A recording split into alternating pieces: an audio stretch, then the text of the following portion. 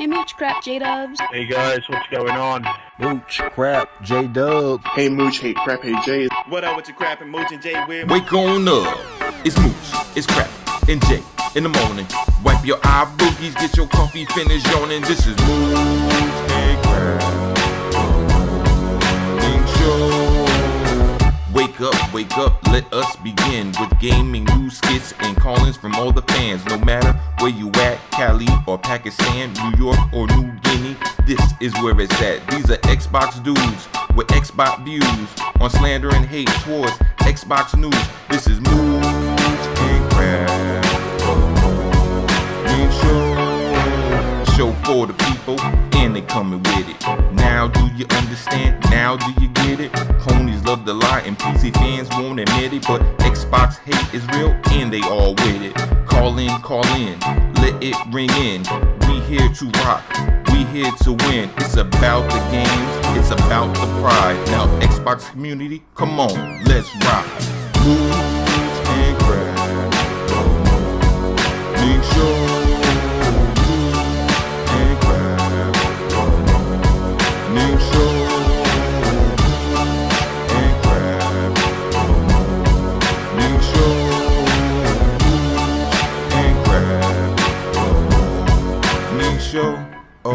Mooch, Crap, J-Dub. ¿Cómo están, bitches? Hey Mooch and Crap, hey Jay. Hey Mooch and Crap. What up, Mooch and Crap and Jay? Sup, Mooch and Crap. Sup, J-Dubs. Hello, Mooch and Crap. What up, Mooch? What up, Crap? Hey, what's up, Mooch and Crap? You guys have the best damn podcast on YouTube, bar none.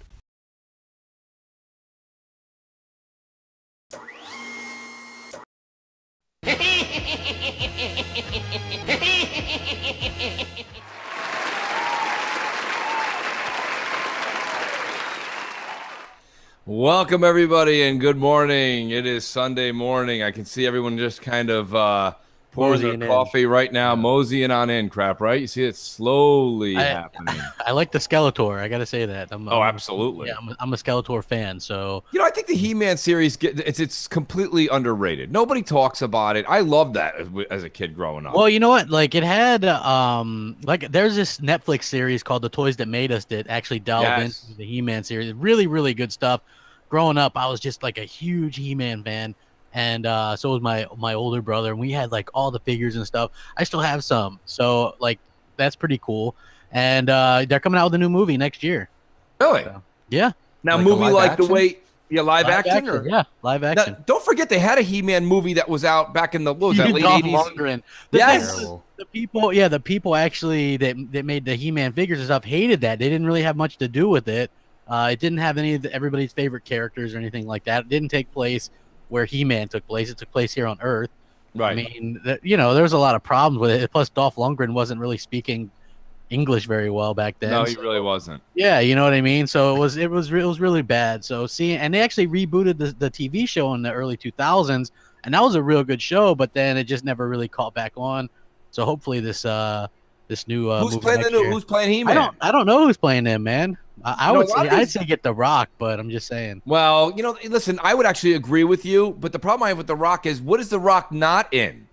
Well, exactly, dude. But he's in everything. Who actually is built like a rock, though? That is true. Yeah, who's going to play that character? Well, you know what these guys are doing, and they did it with Rise of the Tomb Raider, is they're kind of going with these no-name actors and actresses. Yeah. And I didn't see Tomb Raider, but Hellhammer did. He said it was crap. He said it wasn't good? He said the first half was really crap, and the second half was okay. Huh. There you go. Well, there's reviews by Hellhammer. Yes, I told him. I said you should review that. He liked Ready Player One though.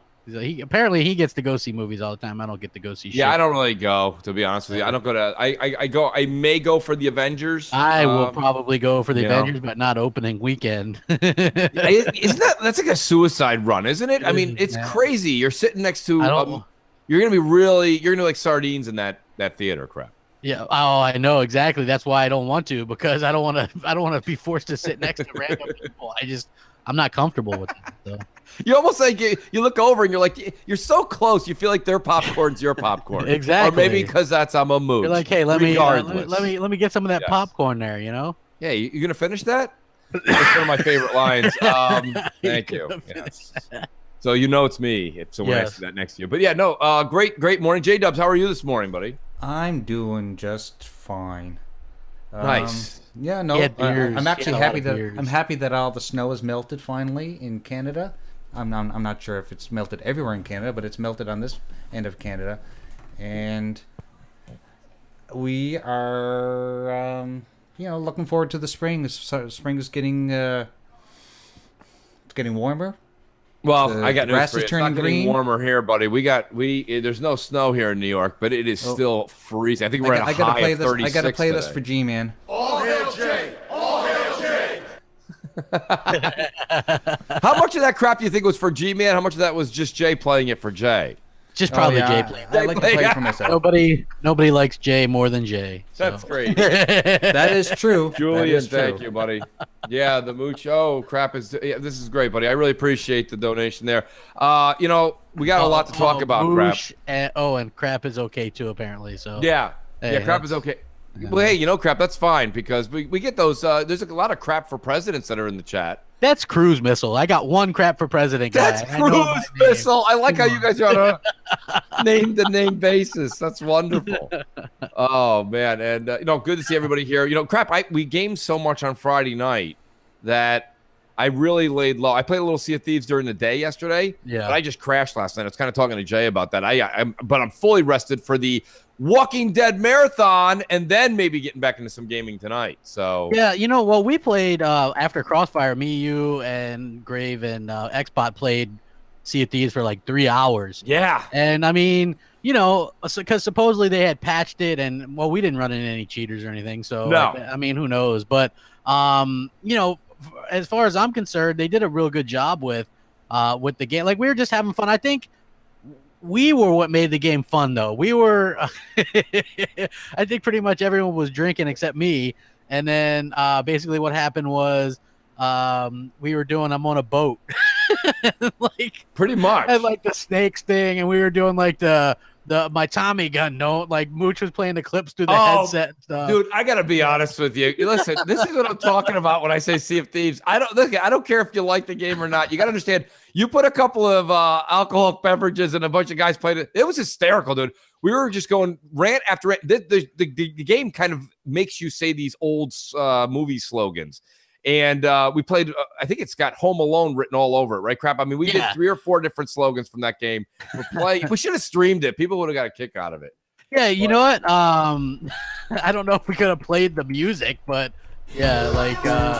Thank you, Michael Chirkello. Man, they just throw that money at you, don't they? Like right away. They love the mooch. Listen, do. I don't know what you know why, crap. I say this all the time, okay? People always used to say this to me, even in my youth growing up, like, the whole thing with mooch is that there's a little mooch in everybody, right? You're standing in line. Let's say you got your whole tray at McDonald's. You've bought everything you wanted. You're walking back, and the woman goes, excuse me, sir.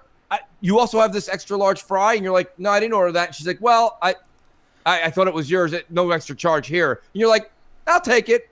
That's a little mooch in everybody. Of course you're going to take the fries. Yeah. Who's not taking the fries? So, I mean, the whole point of the matter is that I think that's why everyone gives. They're like, you know what? I can really relate with this mooch guy. I just took a free thing of fries yesterday. Well, you'll be surprised how many people I see on my timeline just go, anybody got a free this? Or right. This?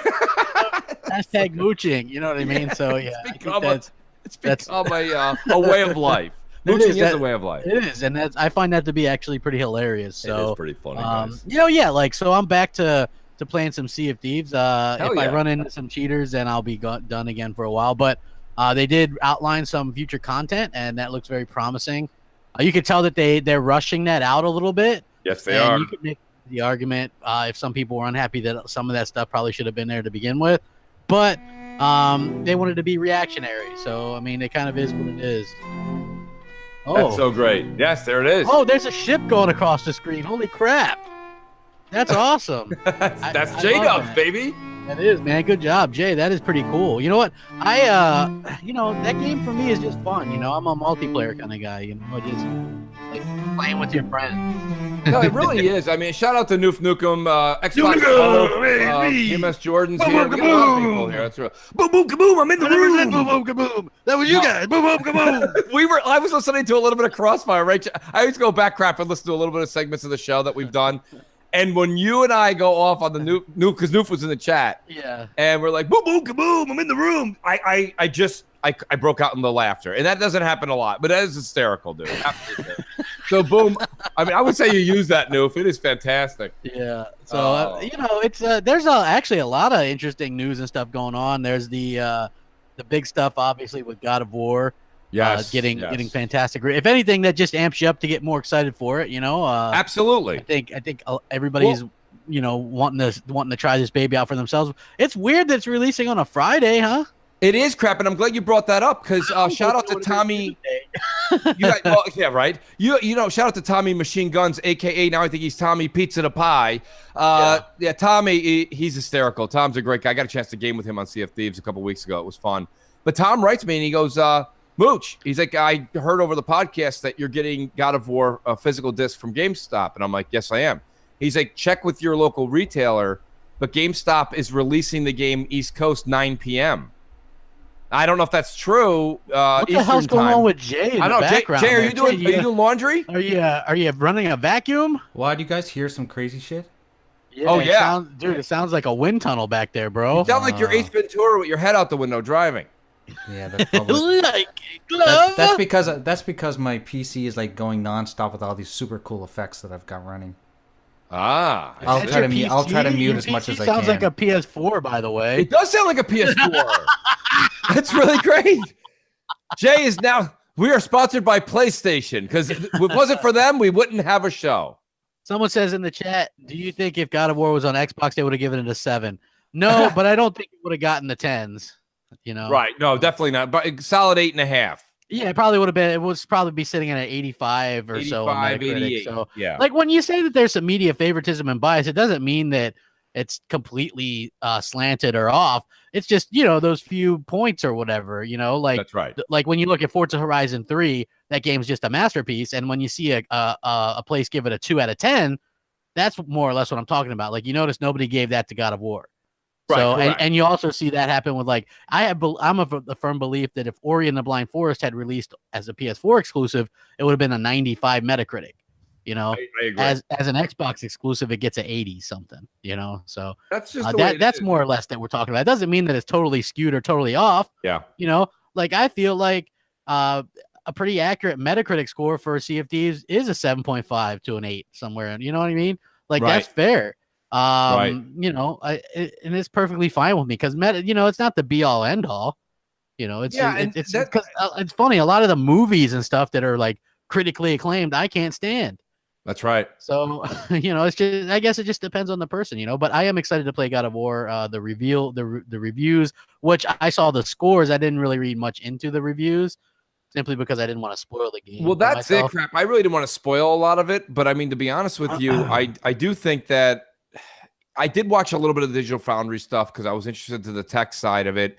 And then I did watch a few people's, not the one where they emphasized no spoilers. And I don't think, from what I've seen, nothing has been spoiled. Yeah. I think I did learn a little bit more than I wanted to know about the father-son relationship that will grow throughout the show or the game, pardon me. And I think that's something that I'm actually really looking forward to. I'm really looking forward to that. So I hope this 9 o'clock thing is true on Thursday night, because if I could actually go get this game on the East Coast at 9 and play it for 3-4 hours, like I'm excited as hell. Or somebody could just go ahead and hit me with a code. I don't have many PlayStation people in the mooching fund. I just don't have that many folks. But if any of you are feeling real great, they don't have game gifting out there, so I'd have to actually see it in the DM. It's funny. Oh yeah, they don't have game gifting. That is funny. I feel like I'm sitting on top of a washing machine while I'm doing the show. Like that, right? Maybe that's what Jay's doing. Maybe. Mooch and Crap present laundry and gaming. With J-Dubs. Yes, have you ever played a game and folded towels? My washing machine is busted, so who knows? Well, it sounds like it's fully functional here. Yes. That's wow, great. that is. That's awesome. Crap loves it. Folding towels, discussing games on the next Mooch and Crap. If anyone wants to send donations to Jay for a new washing machine, there you go, folks. That means Jay Williams. So far today, we've asked for a God of War code for Mooch and a new washing machine for J-Dubs. Crap, exactly. Anything on your wish list? Yeah, anything, man. I'll take it. Oh, I'll take anything, dude. A way out code. Crap will take anything in a bow. Yeah, you know, that I would definitely take that, man. I've been looking forward to playing that. So actually, you know, I'll be honest with you, it's gotten better and better every time I look. I've watched reviews on it. I've watched Let's Plays. I've watched people on Twitter put a few clips out. It looks good. Hey, someone asked, what do they score Spider-Man? 11 out of 10?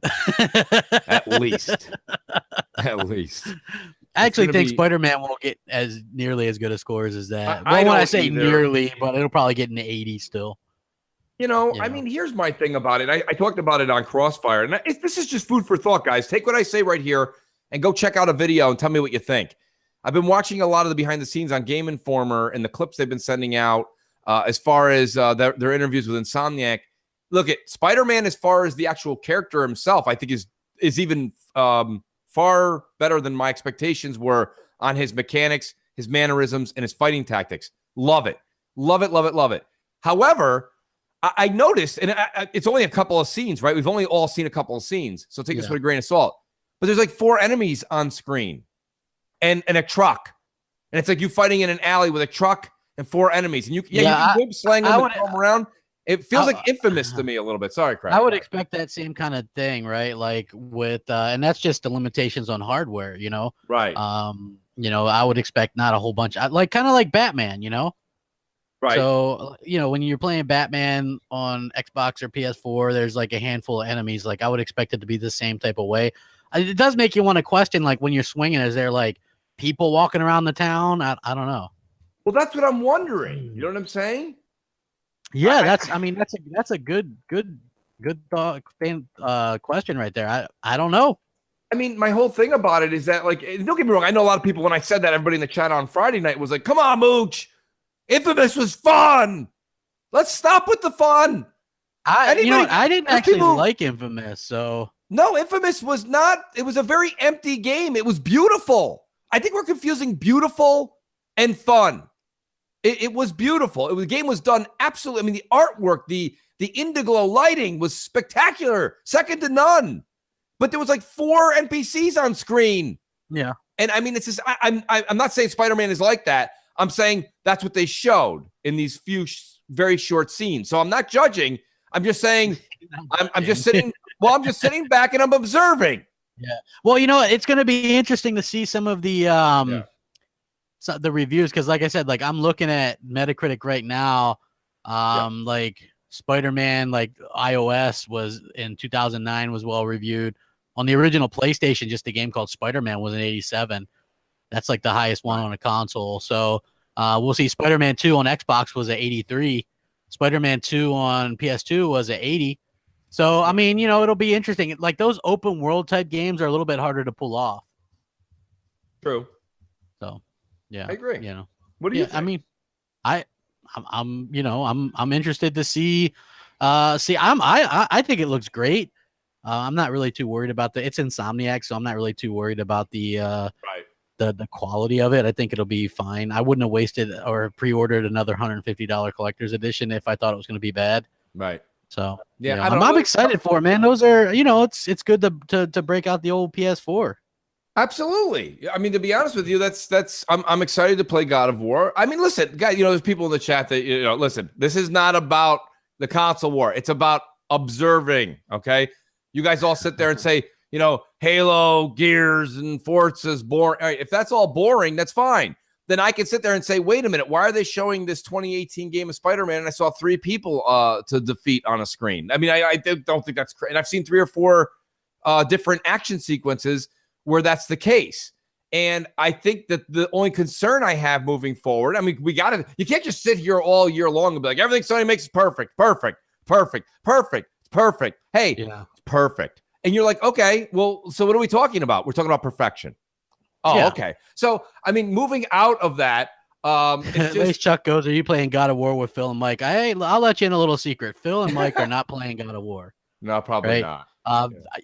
Just knowing how Phil is, he doesn't play those type of games, and I believe Mike doesn't even have a PS4. Well, to the one guy in the chat who keeps saying you got to call Microsoft out on smoke and mirrors, there's absolutely no smoke and mirrors with Microsoft. What the hell smoke and mirrors is there going on? What you see is what you get with Microsoft. There's nothing. They're just like, hey, we don't have anything. Yeah. Oh, okay. Where's this? I want some smoke and mirrors from Microsoft. Do something, like surprise me. That's a surprise. That's a bold strategy, Cotton. Let's see if it pays off for him. Let's see what happens here, Cotton. Yeah. I don't. I want some smoke and mirrors. Microsoft's going the route of not announcing any games. That's a bold strategy, Cotton. Let's see if it pays off for him. Boy, Microsoft really fooled me. They haven't given a shit in like a year. Says, this guy in the chat says Sea of Thieves. They hid the fact that there's no content. We all played it for free. They had an open beta. Yeah, an open beta. Everybody could play it. Everybody knew what they were getting. You could have also got it for Game Pass and not even had to pay anything, because most of us, if you try it for Game Pass, it's 14 days for free. Shout out to Iceman. He goes, Mooch and crap. I bet Sunset Overdrive would have been game of the year on PS4. I have to agree with that. Yeah, for sure. I think that would have been fine. It's funny though when you look back at what that game actually got in terms of scores. It got an 81. Yeah. I mean, that's not. Omo Kesey, he goes 43 games at E3 were shown it by Microsoft. Yeah, well, they took a page out of Sony's 2014. Yeah. 28 of those were indie games. Sony showed 14 games, and 9 of them were games that they had already shown the previous year, and the rest were VR, and 1 was a remaster, or remake of Last Guardian. So yeah, it's funny though. I mean, like, don't get me wrong with the whole thing with like, here's the difference between you've got, I love the Trolls are great, they're fantastic. No Man's Sea. So you've got what is it there? Sea of Thieves. The difference between Sea of Thieves and No Man's Sky, ultimately, besides the fact that one also looks way better than the other one, is that I think that you can play with friends, and that's what changes it. See, No Man's Sky is just you alone out there. You play with friends at No Man's Sky. That is true. Biggie, thank you. Biggie. He says, you got that? Do you think next gen Xbox Live and PSN will be integrated with PS4 and Xbox One, or will they have 2 different networks? No, they'll have 2 different networks. Absolutely. No. He's saying, I think, will they be able to play together, like crossplay? I think so on the Xbox side. Just because I don't think I'm reading it different than I thought. What he's asking is, okay, you know how 360 servers are different than Xbox One servers? Yes. He's asking if that's going to be the case next generation. Oh, no. My apologies, then, Biggie. Good read into that. I thought he was actually talking about the fact that like Xbox Live is going on Switch for Minecraft. No. That similar thing. Okay. No, to answer your question, I agree with crap. I think if you're on Xbox One, whatever Xbox 2 will be or whatever they're going to call it, you'll be able to play seamlessly online together. Yeah, because I have a feeling Microsoft is going to go the whole you can upgrade, but you don't have to. You can play those games on the Xbox One X, but I think Sony's going to go the more traditional, if you want to play these next-gen games, you got to buy the next-gen console, chump. Yeah, it's funny, crap, and I was listening to you back on Crossfire, and I had missed that one part you were saying. So when I heard it, I wasn't riding along because I didn't realize what you're saying, but now I do. You're saying that Sony, there's a report, not you, not crap. Yeah, there's a report. I did a video and linked it. So basically, you were saying that they're saying that when PS5 comes out, you'll have to buy a PS5 to play PS5 games. Yes. But it will be backwards compatible with the PS4, but PS4 is not going to be forward compatible. Reason being is it's much more traditional, and it's going to, like I said, if you come out with a PS5, but you don't need a PS5, people aren't going to go and buy a PS5. I mean, you're going to have some, right? But a lot of people aren't. Jay, we're here in the Skype. We're not here in the ring. We're here in the Skype. Yeah. King Ram, he says, you think God of War will have the sex mini games? King Ram, I doubt it. I don't think though. I think they're going the kid route. So I don't think you're going to see the traditional God of War. No. There's not going to be any of those mini side games pieces in there, man. That's that's not going to happen. I don't think that's going to happen. There's going to be no. I think there's puzzles, but there's obviously not going to be any jumping. No, there's no jumping. Yeah. But I've heard from multiple people now, crap, that have played the game. They said that after the first hour, the way that the game, and that's good game development. If the game is developed the right way, that I mean, probably them for going out and doing that, and setting it up to where they kind of re-envisioned it or whatever. Bold strategy.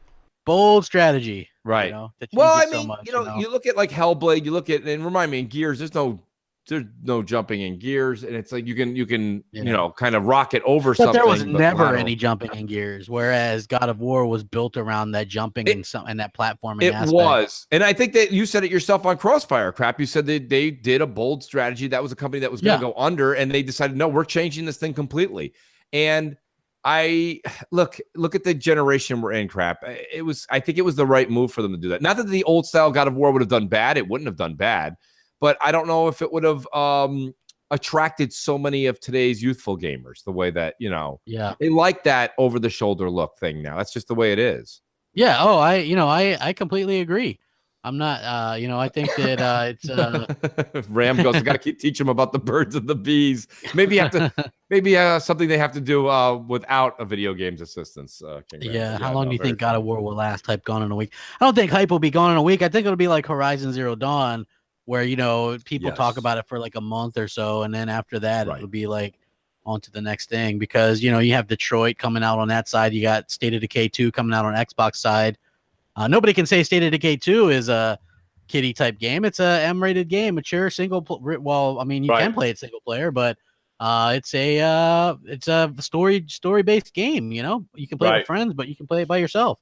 That's right. That's right. No, I'm really looking forward. Crap, do we have a runtime on that? Is there a runtime on the State of Decay 2? Jay, Jay, we didn't hear we gotta sit Jay down after this, man. One of my favorite lines from Rocky is, "I ain't hear no bell." Where was the bell?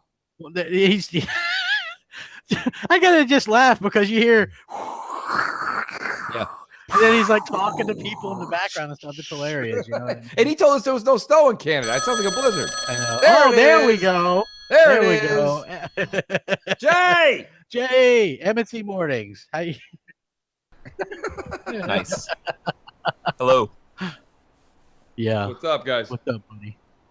Hello. He doesn't know the deal that he has you can just talk. Yeah. Oh, hey, this is Fike from Sacramento. I just wanted to make a comment here just based on the PS4 and Xbox One exclusives argument. The Xbox One has been winning the whole time. The only 4 PS4 exclusives that I'm interested in playing in are Uncharted 4, God of War 4, Spider-Man, Until Dawn. That's it. Xbox has a lead with Halo 5, Gears 4, Forza Horizon, and Motorsport, Sunset Overdrive, Quantum Break, Rise of the Tomb Raider for the year, Sea of Thieves, Titanfall, and Record. These are games that I'm actually interested in playing in. So I feel like this narrative needs to be spread out in the media more, and I think I agree with what Mooch says, is there needs to be an outlet in New York and in the East Coast that maybe shares this argument more, that presents it to more people. And I think if there were just booths set up in the public where one side has Xbox exclusives, one side has PS4 exclusives, then that would give us a more accurate estimate on what the public perception is, not from these media asshats that just say whatever they want. And I listen to you guys all the time and appreciate what you guys do, and hope you have a great rest of your day. Thank you. Great calling. No, good to have a new call in, and it was very well stated. I mean, listen, the whole thing with me. I want to do future reference because of the delay from the Skype. Yes. We can't directly interact and talk and be like, "Hey, what's up? Oh, how you doing? Great. You too?" No, basically what you do when you call in, because we haven't mentioned this in a while, you call in on Skype, MC Space Mornings, and then you ask your question, and then you get off the line, just like that guy, but like not that little bit of that mixed up at the beginning, because obviously it'd be too much of a delay. We'd be like, he's like, hello. And we'd be like, hey, how you doing? And then like 8 seconds later, he'd be like, good. You know what I mean? Like, that doesn't make for a good show. No, good point, Crap. Good to reiterate. That has been some time since we stated it. I mean, my whole thing, like part of what he was saying was, I think that now the world is such a small place nowadays, guys, right? I mean, with the internet, we are gaming with the internet. That stuff's still around. The interwebs, yes, we are. Yes. We're gaming with people from the UK, India. It's great. Like, so my whole point is that everything you guys are getting, whether you're a Sony fan right now or you're a Microsoft fan, all of your information, all of your opinion, your heavy opinion, your well-documented opinion pieces are coming from California. And here we go with the California rant. Well, no, it's not a rant. I don't see how it's fair that we don't have someone writing out of New York, or someone writing out of Texas, or someone writing out of Florida, or someone writing out of Oklahoma. If they were doing it, who knows? They probably wouldn't be Chicago snowflakeish enough to. Well, that's the thing. Like, I think that you're getting. Don't forget, these guys are all friends too, right? So everything becomes a melting pot. And what happens is everybody that's out there. I'm using the San Francisco area. I don't mean California as a whole, but really the San Francisco area is the hub of this of this, and and it kind of bleeds up into Seattle and that area. But like that area over there all have a certain thought. They have the way that they live, the way that they it's the same thing we do over here. But it would be, I don't want it all to come to New York either. I think it should be 50-50. I think it would be really, really cool to start getting a different opinion from people that sit all over the country or all over the world. Yeah. You know what I listen to a lot of times? I listen to IGN, the UK edition of IGN. I subscribe to them and listen to them because they have a different feel and approach. Yeah, I do have to agree with you, because if you look at things like, and I don't really care what side, because I'm not really a political person, but if you look at the political landscape, California is very much one way, very liberal, very kind of feelings and this, and you know what I'm saying, a certain kind of way. Yeah. It would be nice to get a different perspective, maybe some from outlets that are a little bit more That's ballsy. all I'm saying. I don't think there's anything wrong with that. I don't see why. I mean, look at everybody. I mean, all those guys, all of them are like, they're like, when E3 comes, they're like, oh, time to pack my duffel bag and go 2 hours south. It's like, what? Yeah. It's like everybody lives there. They're taking selfies all over the place. Trust me, I get it, right? Like that. It's, believe it or not, it's like they're like how Microsoft culture is. It is. It's exactly the same. That very kind of wimpy. Yeah. Well, I mean, you could say wimpy, I guess, but I agree. I would love a more ballsy outlets to do that. If you're wondering what we're talking about, just look at remember Kind of Funny Games, Colin Moriarty, right? He used to be on that show. And he left basically because he got flack for making a joke about being quiet because women had the day. What was it, like women? I forget what it was, but I don't know what it was. Yeah, but it was something stupid, and it's like people just basically chastised the guy, and that's basically what we're kind of talking about. It's like that. That's that California kind of mentality. And it would be nice to get some other. It would just be nice to hear someone else's opinion from anywhere else. It doesn't have to be New York. I say that all the time. People always misconstrue it. Of course, I'm from here, so I'm biased, but that's not the point. I'm saying anywhere else. I just told you I get most of my news from the UK sources. I do. Yeah. I listen to them because at least I understand they're all under the IGN umbrella. But you do get a different. I can't remember her name. I thought it was Lucy something or another. She does a lot of reviews for games out in. She does. I don't remember her last name. But I listen to her reviews because she doesn't always agree with the nonsense that's the water cooler talk that's going on in San Francisco, like everybody else is. Yeah. I almost feel like one person writes a review and it's like ninth grade homework. They just fax it or email it or whatever the new app is that they can snap a picture and send it, and they just change a few words and they roll with it out there. Yeah. Like, you know what I mean? So I don't know. I just think it would be interesting. I think that's why a lot of you guys maybe tune into different podcasts just to get different points of view from different folks that live all over the world. This could be why podcasts are so popular now. Gaming podcasts. I can remember a handful of years ago, BGST was it. Yeah. I mean, honestly, if you wanted to hear something Xbox related, it was either BGST or Podcast Unlocked. Where you heard about them bitching about Xbox for 2 hours. Yeah, Podcast Unlocked was just complaining about Xbox. It was Ryan McCaffrey turning to Mitch. I'll never forget the Podcast Unlocked. I hate that. Hopefully this time around they get that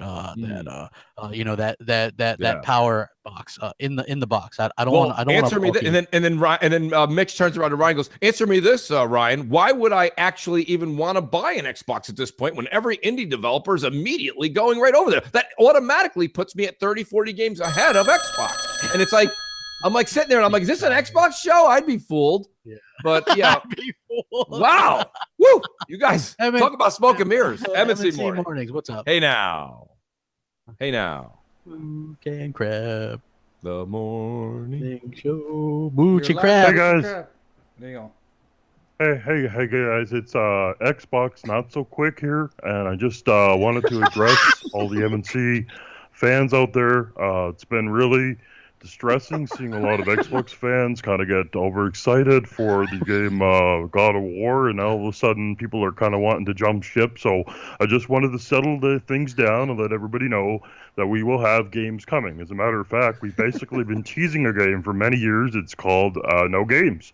And that's the actual title of the game. It's called No Games, and it stars a little character by the name of Phil the Band Hammer, And what he does, he goes around like Jason Voorhees, and he basically closes down studios, but you can't destroy him, and it's going to be a really enthralling game. So, no, look, Xbox is going to be just fine, guys, so don't freak out. Don't start throwing your consoles away, and if you do, please send them back to Microsoft so we can send them over to some third world country, so that way, because they don't really give a shit if they have no games. They'd be happy staring at the console. So make sure that you do the right things here, guys, but don't jump ship. We're gonna have our very own games coming out here soon. If it's not God of War, maybe we got Queen of Whores. I don't know, but we're going to find something for you guys. So just wanted to jump in and tell everybody, settle down. Things are going to be just fine. Thanks, guys. Mooch and Crab, J-Dubs, you guys are fantastic.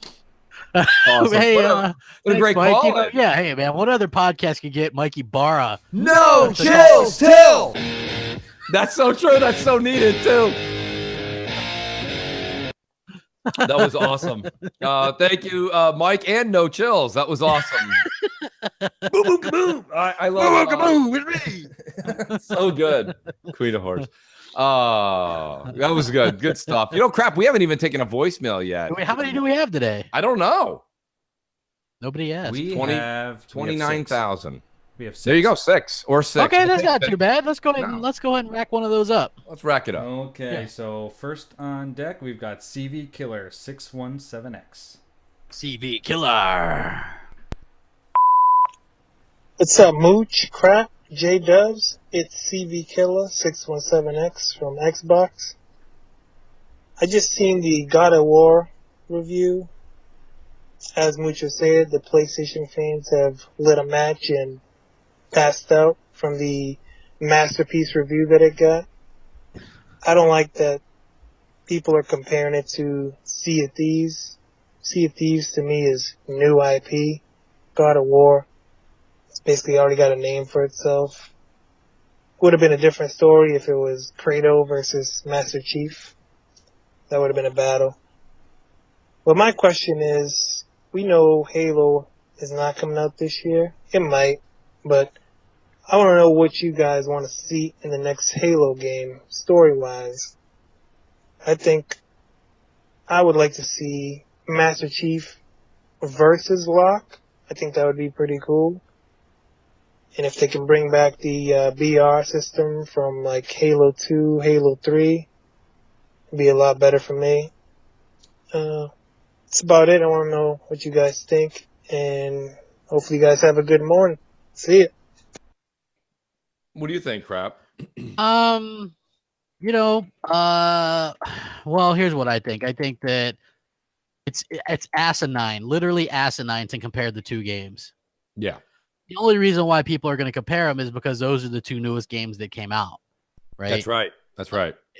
It's ridiculous. It's absolutely ridiculous, you know? Yeah, I haven't quite put my finger on how that's even feasible. Nobody's going to take a documentary that comes out in the theaters and put it up against Star Wars. Yeah, exactly. You know, I don't really understand.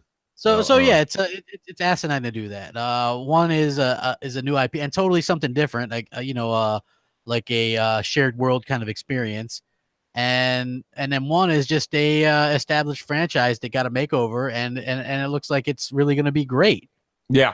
No, so, like but it's two totally different things. It's like asinine to really compare. It'd be like saying, okay, Knack 2 was the last game to come out last year, and the closest to it was Forza Motorsport 7. So let's compare those two. Or when Forza Horizon 4 comes out, let's compare that to something that just released on PlayStation. You know, like it makes no sense. They're completely different. It's asinine. As far as Halo thing, there's no way Halo comes out this year. No, absolutely not. No way. With that being said, I like the changes. They already teased it was Chief versus Locke in this last one, and then they kind of like sold us a lie on that. Yeah. They're like, it's down Chief that route versus Locke, and then it was nothing. They threw a couple punches. Locke got bitched out. Like, as far as I'm concerned, dump all that other nonsense. Put Chief back in the forefront. Yes. That's what people want. Yes. And and do the multiplayer kind of like how they did this one, but just have it all there at the beginning at launch, because Halo 5 didn't have all. Maybe what it that's has now. what's going on here, Crap. And I think we talked about this in bits and pieces over the past few months, but realistically, I like what you just said, how you wrap that up. You said, have it all there day one. Here's the thing, Crap. You're right. When that game comes out, probably 2019, fall 2019, when that comes out, I think they actually took, because you said it, you said the cycle year actually would have been this year. Yeah. So in order to give them the extra year they needed to make sure that all this stuff is functioning, all gears are firing, they had to take that extra year. And I think that's okay. This Halo coming out would have only been like a stopgap for Microsoft this year. Yeah, the bleeding won't stop necessarily with Crackdown 3, but next year should be something quite special. So I'm hoping Halo 6 comes out next year, and I hope it's a marvel. I really do. It needs that. It needs that rebirth. Yeah, I mean, I agree. Xbot's in the chat. Xbot always says on Crossfire, so I'm kind of putting him on the spot. Xbot, I don't know if you can find out or if you know already, but I heard God of War physical release will be 9 p.m. Eastern time on Thursday. Is there any truth to that? If you can find out or let us know in the chat, I'd like to announce it so people know. Because I buy all my games crap on PlayStation physical disc for the most part. If it's something like this, I buy it physical. I have bought digital content before, but like Horizon, Bloodborne, Ratchet and Clank. It'll be the Uncharted collection. Oh, I have all this stuff, and I have it on physical disc. It's just the way it is. So, are you the same way?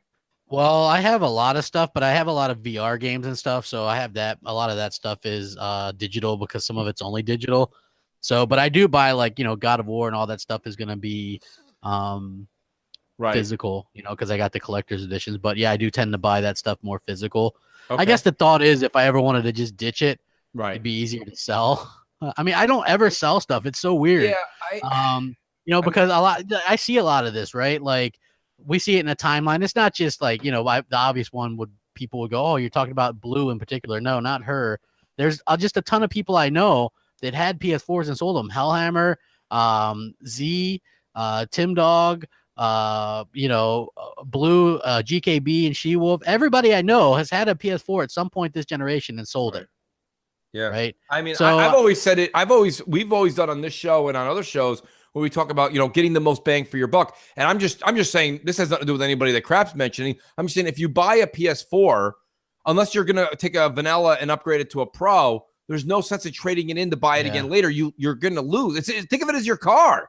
The minute you take your brand new car off the lot, I'm kind of being a bit facetious here, but you lose like half of the value off of it. You know what I mean? So it's like, I don't want this car. I want to trade it back in. I'll go get another one. You will lose money on that transaction, and the car dealership is more than happy to assist you. So what I'm saying to you is don't do that unless you really have to. It's not good for your own finances. But everyone's got a different tale of why they may have traded it in. Other people may have been like, well, it's like, I didn't even trade in my old PS4. I just kept it. I got a Pro, and I let Hellhammer use the. Yeah, I bought a vanilla when Destiny, the first Destiny came out. I got the white one. Yeah, and then I got the I traded that in for my PS4 Pro. So that was always funny to me. Like I know so many people that got rid of a PS4 because why? Because most of the people that we know are Xbox gamers, and they only want to play exclusives on PS4. And PS4 was lackluster exclusives for years, so a lot of people got rid of them. That's right. But if you just pay attention to the way that Sony does each of their generations, realistically, they have nothing for the first few years, a couple games here and there, and then they start to hit their stride. So it's really kind of foolish to get rid of them, like I in my opinion. Right. I think that also counts as 2 purchases for Sony, right? Oh yeah. So every time you go back and buy one, it's another purchase. And I mean, there's people in the chat right now saying I always say that like that 75 million or whatever is so skewed because how many people have gotten rid of one and then bought another one, So. Right. And that's just a bunch that we know. Yeah. The number's staggering. I mean, I'm actually amazed the chat right now. There's a bunch of people admitting they're like, I bought 2, I've bought 3, I've returned 2, I've returned 3. Yeah. And I'm like, wow. I'm like, holy crap. Jeez. Yep. All right. It's crazy, man. It's absolutely insane. Don't forget though, Crap. Every time an Xbox One is bought, though, an angel loses its wings. It is. Hey, you know what? We have some Patreon supporters, man. I want to go ahead and give some shout outs, man. We got some Josha Z, Jack Jackal, Justin B, Anthony N, Lethal Papa, thank you very much. John S, Mark D, G-Man, Melly Mel, the Boss, Vertigo Tempest, John Yoon, Killing Dan, Jazzy Noop, G-Man 1172. I think we got 2 G-Mans. Interesting. So we've got G-Man 209 and we've got G-Man 1172. Interesting. Dirt Griggity, Dr. Diabolic, Fuzzy Belvedere, Luke C, Vec Boss, Gaming Forte, David B, Dodka Vodka, Mark B, Michael Ciccarello. I think that's how you say his name, right? I think it's Churchello. Okay. Sean D, OBX Blackbeard, Snotty Kleenex, Ray Barada, Niet Musovic, Michael B, Primal Data, Joe E, Stinking Corpse, Anthony B, Prince X, Christopher Lugo.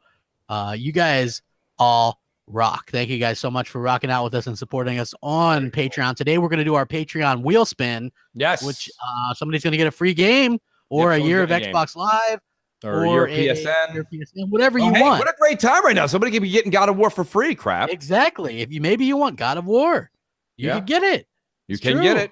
Yes, absolutely. Well, for an Xbox Central show, we really do cater to all platforms. Yes. I know. Everybody take a seat and put your seatbelt on for that one. Hey, Jay, I like the custom gamer picks thing that you fit in there now. Is that new? Yes, it's very new. Yeah, so I added that, and I added so that everyone can see your Twitter handles and your Xbox I like handles. that actually. That's pretty cool. Very cool. Yeah. I like it. You know what? The one thing with me, crap, the more things on screen are just better. Yeah, absolutely for our show. I mean, I already think that our thing to Resistance is the Craig Duncan interview, though. Like, absolutely. Lock it down after that, man. It's hard to really top that. I still got people that message me and they're like, "Holy cow, that was a great interview." Jesse Darby says if he wins, I get to keep it. He's giving it to Mooch. Oh, damn. Hey, Jay, can you go ahead and throw a Mooch pie square into the? No, please don't. I'm just kidding. But do it anyway. No. Hey, True Racer says he pawned his PS4 from lack of use, and now he just got God of War free, so he needs to go back and get it from the pawn shop. Yeah, well, no, actually, no. True Racer showed me a picture yesterday of his free God of War and his he has a PS4. Yeah, it's a 420 PS4 nonetheless. Very interesting. That is good stuff. J-Dubs, who do I got on deck? Yes, let's do a voicemail. We have Daryl Doom. I have a feeling that Daryl Doom was Dr. Doom at one time. I think so. I can't say that for sure, but yes, Daryl Doom is on deck. Daryl Doom. Bring Daryl Doom on. Yo, Mooch, Crap, J, Chat, what's going on with you? Philosopher Doom in the building. Scheming and green teaming. Anyway, quick question for you guys. I'm sure we all see the attention that Spider-Man is garnering for the PS4. Them acquiring that as an exclusive, that's a huge thing, and I think that's definitely going to be a system mover. My question is, do you think Microsoft should be utilizing their relationship with Disney to acquire their own hero exclusive? Now, I'm not too privy about how that inner workings of exclusivity works, so school me if you need to. But I think a Punisher for the next generation would be fucking insane. Moon Knight would be a pipe dream of mine, but we all know how that's probably gonna go. It ain't gonna happen. But anyway, what do you guys think? Should they better utilize their relationship with Disney to get a hero exclusive, or is that something that you don't see happening?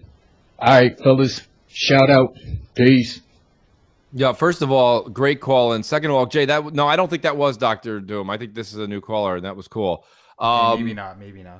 Yeah, that's great. The more new callers, we welcome that and we appreciate it. Crap, the one thing he said at the end there was the Punisher game. Now, listen, I got news for you. There's a lot of things I think that Microsoft's current studios can do and they can't do. I think they would kick ass with a Punisher game. Can you imagine what studio would do that? Coalition. I know, like they're not being worked. Yeah, I mean they're already doing like a couple different things. So, but think about that, dude. That's a badass game. Dark lighting really kind of like emphasizes a lot of things like the Coalition. I think could really some strong points. Where it's a shotgun, flashlight, little espionage, and just badass. Almost like a Max Payne. It can put some of that Max Payne. Absolutely, right? Exactly, Jay. Imagine having that slow motion effect with a Punisher, like getting Max Payne-ish kind of style in that kind of game, and it brings the clout that the Marvel industry can bring with it. So great idea by the caller. I've heard so many people being like, we should have an Aquaman one. I'm like, just stop it. I don't want an Aquaman game. But Punisher, totally on board with that. What do you think, Crow? I mean, he kind of hit on a couple of stuff. Yeah, I mean, it would have to be rated M, and that's pretty violent and stuff. So, well, yeah. You know, it's funny was there was a good Punisher game on the original Xbox where he would like interrogate people using stuff in the like around the world that you were in, like burn them on a skillet or whatever. You know what I mean? Right. Like smash their face. Like, that was banned in some countries, wasn't it? Yeah, because it was very violent, and that's just how it is. You know what I mean? So I mean, that's what some people want for sure, I guess. But okay, well, we can lighten it up and go with Timodos. Shout out to Timodos in the chat. He goes Captain America. I think a Captain America game. Well, they would have to throw the shield, kind of like the whole, like the same thing with God of War. Be able to use the shield in that crazy aspect. Be awesome. Yeah, but I mean, I don't think that they would never be able to get something like that exclusive. Well, I mean, listen, the Microsoft that's there now won't do it, but I mean, if the money is present, anybody will do anything. Well, I mean, I think that the problem would be Disney would probably want huge returns on something like that.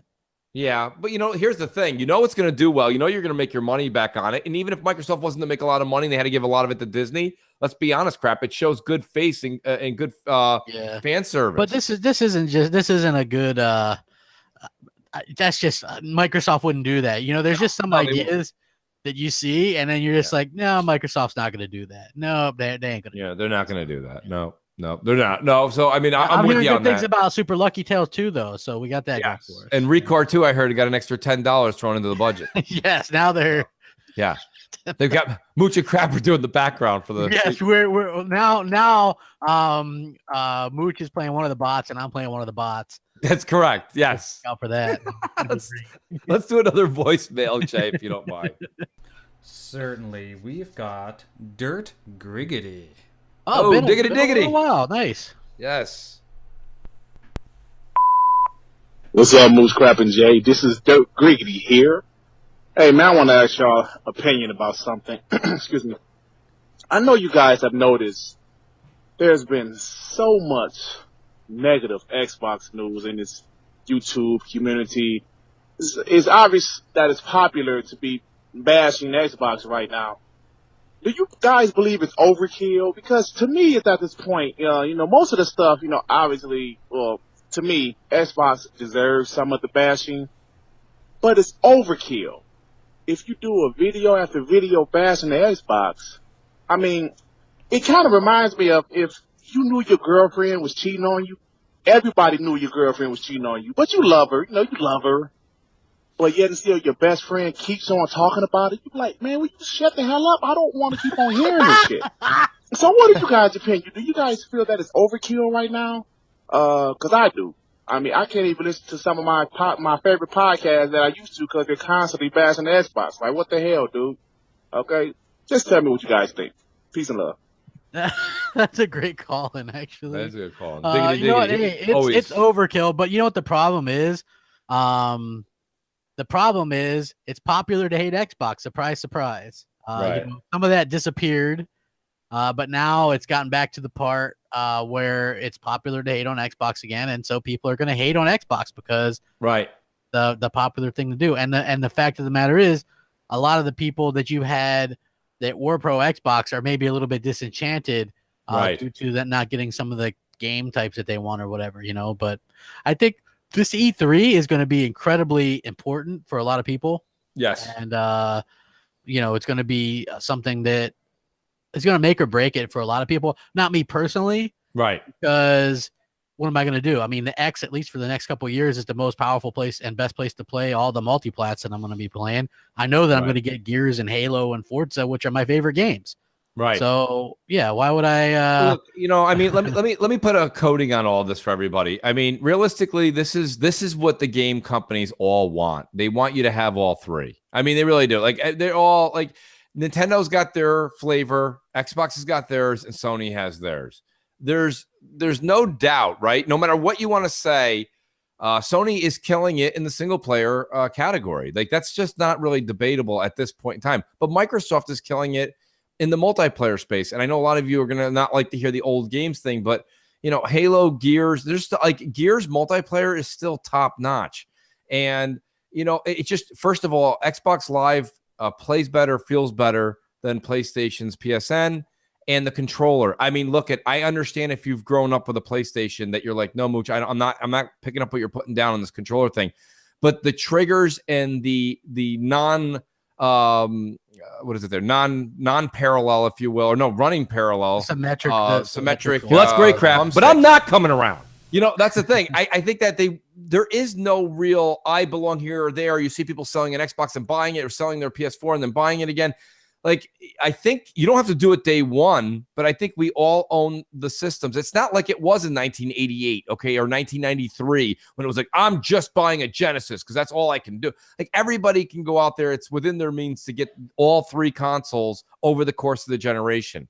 So you can't really, there's people who are like, oh, I can't go grab a $200 PS4 Slim right now. Yeah, you can. I saw you at Cheesecake Factory having 3 beers. That's literally right. You have 2 entrees, 3 beers. You're almost at like $98 with your better half. Like, you can't say you don't do it. You do it. There's people like, I can't go get an Xbox One, yet you went to the movies 3 times last month. They're $20 a piece for IMAX. Look at, the whole point of the matter is that you can do it and you will do it. And we all do it. And me and Crap, if you want something, you'll do it. If you don't, you'll make an excuse as to why you can't. Right. So. You can't make an excuse that you can't go mid-generation to go pick up an Xbox One S right now. I mean, Xbox One S was $179 or $189 with like 8 games, over the holiday. It's like, come on, man. You can, and this PlayStation had a $179 tag with 2 or 3 games. Yeah. So there's no reason you can't go grab that. And if Nintendo's not your cup of tea, then Nintendo's not your cup of tea. That is a distinct flavor that you have to like. And if you don't like the games that they have in their first party, then that's not for you. But your Sony and Microsoft purchases are inevitable. They're inevitable. Yeah. M&C Mornings, what up? Thanks, Jay. Great Canadian web slinger, Mighty Spidey here. All hail Jay. All hail Jay. Just a little side note there for you, Crap, for the Ravens. You guys I know about the receiver. Sorry, I screwed that up. I'm not a fair weather fan. I know a lot about football, but I missed that one. You guys just signed RG3. I think that's a big sign, and you may think he's crap, but dude, this guy's got a lot of potential. He just needs the right type of coach, and Harbaugh is a good coach, so hopefully things will work out for you there. I thought that caller a few calls ago about all the exclusives, named 4 exclusives for Sony. I thought that call was right on. As far as I'm concerned, I think there's only been 2, not including God of War, there's only been 2 AAA first-party games for Sony this whole generation. You can correct me if I'm wrong, but Horizon Zero Dawn and Uncharted 4 are the only 2 games I know that are first-party AAA games. Another thing I want to just bring up was like Sony, no games that are ever created on Sony side comes to Microsoft. But games that are created on Microsoft side, like exclusives, sometimes come to Sony side. Like, in case you forget, BioShock was an exclusive just for Microsoft. And then after a year, they allowed it to go to Sony, and they allowed the second installment to go multi-plat. But the first installment, when it first came out, was completely exclusive to Microsoft. Same with, I don't know if you remember about this, but PopCap, Plants vs. Zombies, the first one, was exclusively to Microsoft. And then they allowed that one as well to go over to Sony. I can't remember how long. I don't know if that was a year as well, but that one too. You never kind of see stuff like that happen on the opposite side of the table. It's a little too bad, but I guess maybe we should keep our exclusives more exclusive. Also, I just wanted to know, I think like what you were saying about the having someone from New York, I think that a great idea would be to bring E3 to New York 1 year, not completely, just 1 year, just to change things up. And if it did come to New York for 1 year, would you, Crap, and Mooch, and maybe J Dubs, would you guys go down to New York and have a special show? I would love to see that. Anyways, waiting for your response. Love you guys. Keep up the good work. Take care. Yeah, I mean, I'll answer that last part. I would definitely, whether Crap says yes or no, I'd drag him there. We would definitely be on the East Coast. It'd be much easier. You know, I live in America's Wang, so it's hard to get over there. You know, I don't fly. So a way no one's ever heard Florida described before. Yes. Outstanding, Crap. Thank you for that. Yeah. But nonetheless, I think that that was actually very funny. But I think, and like I said, I don't like to keep saying New York. This is not a New York, California thing. It's really just another anywhere else thing. It's an anywhere else thing. And I got to figure that there's more people listening to shows and game that are that live like east of California. I think there's a few of us, and I don't know why we can't have it in a different area and just get. I mean, E3 over here, that's fun, but that doesn't really impact what I've been talking about. You know what I mean? That's like it's a week-long thing, and then poof, like he said, it would be here 1 year, and then it'd be like, think about it. That's all of them moving over here. The whole games industry coming over to New York for an event. That's a lot of work for them. I get that, but like they're not going to do that more than once a decade. So. That's a flash in the pan thing, but I welcome it with open arms, absolutely, and I would definitely go down there. Don't they do that every year for PAX East? Well, no, PAX East is just in Boston. That's its location, but there's a PAX East. Coast. I mean, that's not far from New York. I mean, and all the big gaming companies all go there, don't they? It's an indie showcase, Jay. It's got. I mean, you've got Larry Herb goes there for like a day and a half. He waves his little hat. And then he's back on his plane to Seattle. So, I mean, that's not the same thing. No, PAX. Okay. The Xbox Major Nelson, Larry Herb. Don't anybody touch me. Don't touch me. Don't look at me. Don't look at me. And the plane's taking off again. You're like, yeah. All right. And there he goes. Yeah, no, well, I just love because you can just picture. I've heard things, and we don't know. I don't know for sure. No, I don't know. That he's kind of a doucher to people. Yeah, he's not a big. I don't think he's a big fan of Xbox Nations or Xbox Live's Larry Herb, Major Nelson. Yeah, here we are. We're looking at this great game at PAX East. It's going to be great on the Xbox One X. What do you think about this? Great. We'll see you next time. And he's like running out the door. Don't touch me.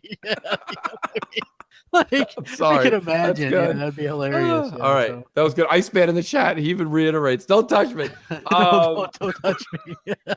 So anyways, no, but I mean, there's PAX East, Jay. There's PAX Southwest or something like that. There's a couple. There's PAX Prime. So there's a lot of those PAXs, but those are like really, they're indie showcase. I'm not saying that they don't get some attention, but first of all, E3 is a week long. Yeah. Like, do you see the amount of like cameras, lights, magic that happen? And then you have PAX East and you get like 5 guys with their iPhones upside down hitting record. It's a different crew. So it is what it is. But yeah, nonetheless, I think it would be nice to have a little bit of representation all over the world, not just New York, all over the world. Plus Australia, PAX Australia. Everyone forgets about Australia. So yeah, you know what I mean? It's just a Brewhoo. Shout out to Brewhoo. Thanks for backing me up there. Yeah, there's always a food analogy somewhere in there. Yeah. But and Shogun. I don't know why that guy watches. He's always bashing and stuff. I don't know. Yeah, like, it's weird. I don't know. Well, some people. Brewhoo's with us. He's on our team. No, he's not. He's not. Way, oh, man. Brewhoo's a big fan. No, he's Come not. on, Brewhoo. Tell Crap. Let him know. I think he's one of Next Gen's. Oh, is he? Well. Super Lucky Style. What am I gonna do with that? I love it. Next Gen is hysterical. He's the man. All right, well, we got a call. M&C Mornings, what's up?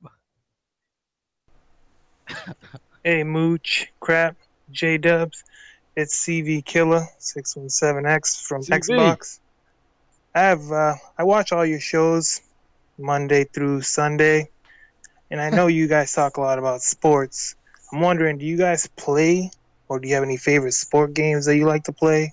NHL, MLB, 2K, or Madden. This is for all three of you guys. I want to know if you play any of them. And all the Boston fans, stand up. Today's a good day for all the Celtics. Have a good one. Bye. I like Madden. I play Madden. Yeah. I mean, I don't know. What do you mean by Boston? What's going on in Boston? I have no idea. Something. They're probably... maybe Tom Brady's retiring. I don't know. I don't think he's retiring. Oh, he should. He should definitely retire. He should retire. Listen to Crap. It's so great. He should have retired years ago, to be honest with you. Yeah, I don't know. But NHL every time it comes out. You'd think that if you had the ability to go back in time, a time or two, you pick something meaningful. I'd pick to go back to the Seattle Super Bowl and tell them not to pass on that play and to run it and beat the Patriots so that they lose that one. And then if I had a secondary chance, I'd go back in time and tell Atlanta to do something because they're about to lose a 28-6 lead. So you know, that way, Tom Brady would have had lost 5 Super Bowls. Goat my ass. Goat my ass. I love. You know what's so funny? There's so much there's so many rivalries in sports that like everybody really, really kind of gets into, and because I'm always on the other side of the rivalries, right? I'm a Mets fan, so the whole Yankees Boston Oriole thing, nobody cares. Screw the Yankees, man. Those guys suck, dude. That's why baseball is so weird because there's no salary cap. Right. You know? Right. It is weird. It is odd. But the Mets are in first place, everybody. So actually, there is denying that he's the GOAT because the GOAT doesn't sit there and lose that many championships. And I can debate this all day. The guy plays in the weakest division in football for the last decade. Name the quarterbacks that have been for the Bills, the Dolphins, or the Jets in the last decade that are worth the shit on your shoe. Yeah, there's none. Hey, if you have 6 easy wins every year in your division, get out of here. It's like it's Crap's going into it. That's great. Get out of here. I do like hockey a bit. I like the Lightning. Can you guys answer me a question, please? Answer me this question. Go ahead. Why is it that Americans do not like hockey as much as Canadians, yet the American teams have been winning Stanley Cups for the last 25 years? Like Montreal won the Cup 25 years ago. I know that because I'm a Montreal fan. Why is it that the Americans aren't as passionate about hockey, and you guys have a team in all your major cities? Sometimes you have 3 teams. New York. And it doesn't make any sense. Why? Like I talked to some of my American friends. I talked to some of my American friends, and I say, "Do you play hockey? Do you watch? Do you play NHL? Do you watch it?" And they're like, "No." Like, no. I mean, well, let me answer this answer is a little bit convoluted, and all of the games sell out, Jay. I can tell you this much: Madison Square Garden, when the Rangers are playing, it's sold out. So there's tremendous live feedback. People love hockey live. A lot of people just feel that hockey is of course, the ice version of soccer. And I don't know, for some reason in America, my timeline is full of people from the UK and Europe. And like on Saturday mornings, I'm getting every update on Arsenal. And I don't even know these teams, but like there's just tons of soccer info. So with hockey, for some reason, we really do like it when it comes to the playoffs. But listen, baseball is America's sport, and most people don't watch baseball till the playoffs come around.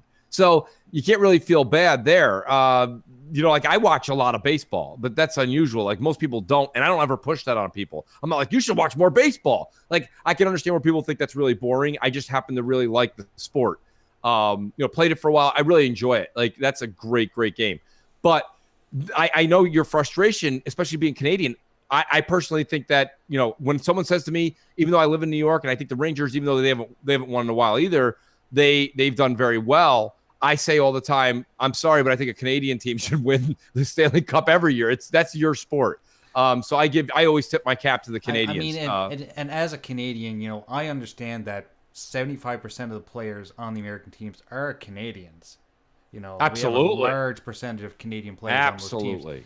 But also as a Canadian, it drives me nuts to know that places like Florida have a hockey team, and that you can't even make ice in Florida. Yeah, and now Arizona and Arizona's like they're doing terrific, and as a first time franchise, it kind of. It's almost like a kick in the face to us Canadians because we grew up with this stuff. We're basically fed it from birth, and and we can't even get a team together. Like now, I got to sit around and watch the Toronto Maple Leafs, and that kills me to know that I have. No, I'm sure it kills you. I mean, it's been the opposite with baseball. There's no more Montreal Expos. I think there's only the Toronto Blue Jays. The Blue Jays. That's it. Yeah. So, realistically, the interest for baseball is not in Canada. I mean, that's just the way. Noof's doing some really good jokes in the chat. he's like, I can't remember what he said. Something about like pitch the ball, scratch yourself, spit. Yeah, baseball. For me, like those sports, hockey. No, chill. That's so good. Perfect. I can only watch them around the playoff time, but we should probably take another voicemail. Okay, so we've got Fury 13. Hey now, bring on the Fury. Hi guys, this is Fury 1386. Hope you guys are doing great. Guys, as you know, recently Phil Spencer responded to a tweet from Ryan McCaffrey in which he said that Microsoft had been focused on bringing services and hardware, and now they're focusing on software. Guys, I have a problem with this statement, and I would love to hear your thoughts. How come a smallish company like Sony managed to get 3 pieces of hardware, have a stellar lineup in 2016, a stellar lineup in 2017, and as we know, seeing from God of War and Spider-Man, they're going to have a pretty solid 2018. What is Microsoft lacking? Is it the funds? Is it the lack of focus, or do we need a change? Love to hear your thoughts. Keep up the good work. Okay, take care. Bye bye.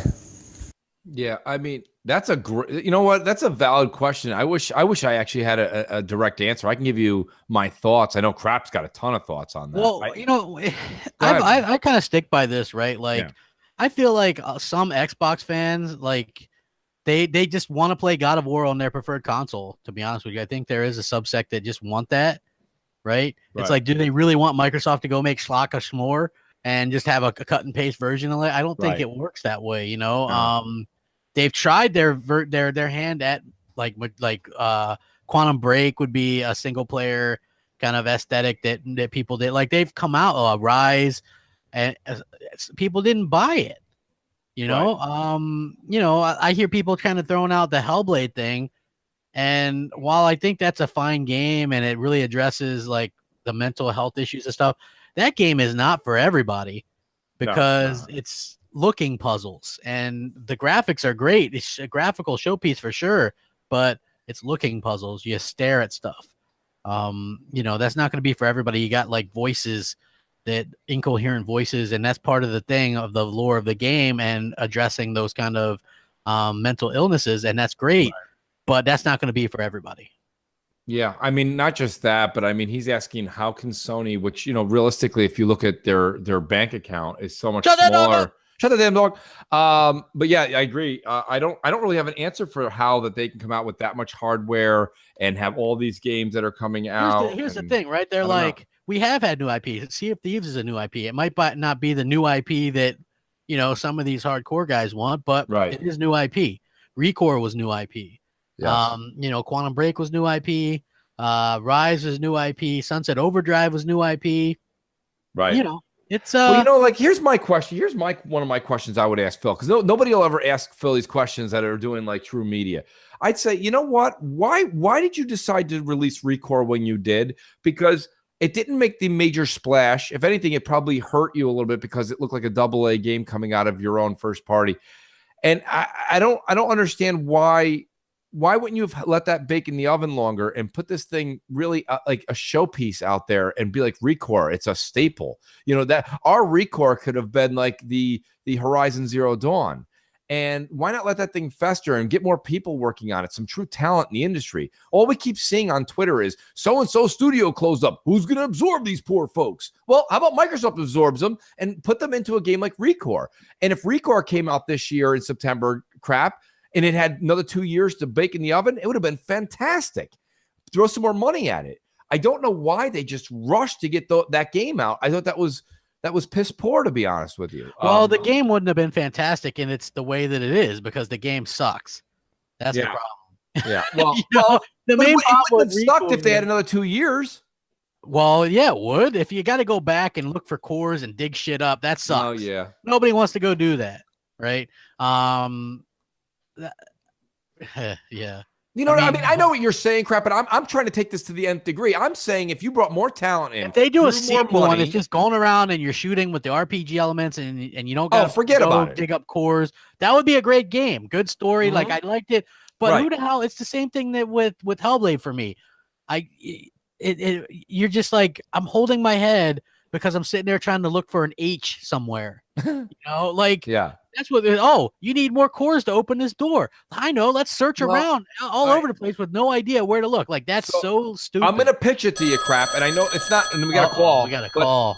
I think if you played Hellblade and played it, the thing that engulfs me into the game is the voices, the whole head thing. That's part of the narrative that I'm digging, and it's not that long of a game. It's only 8 hours. Yeah, So I mean, if it was a 25-hour game like that, I'm in your camp.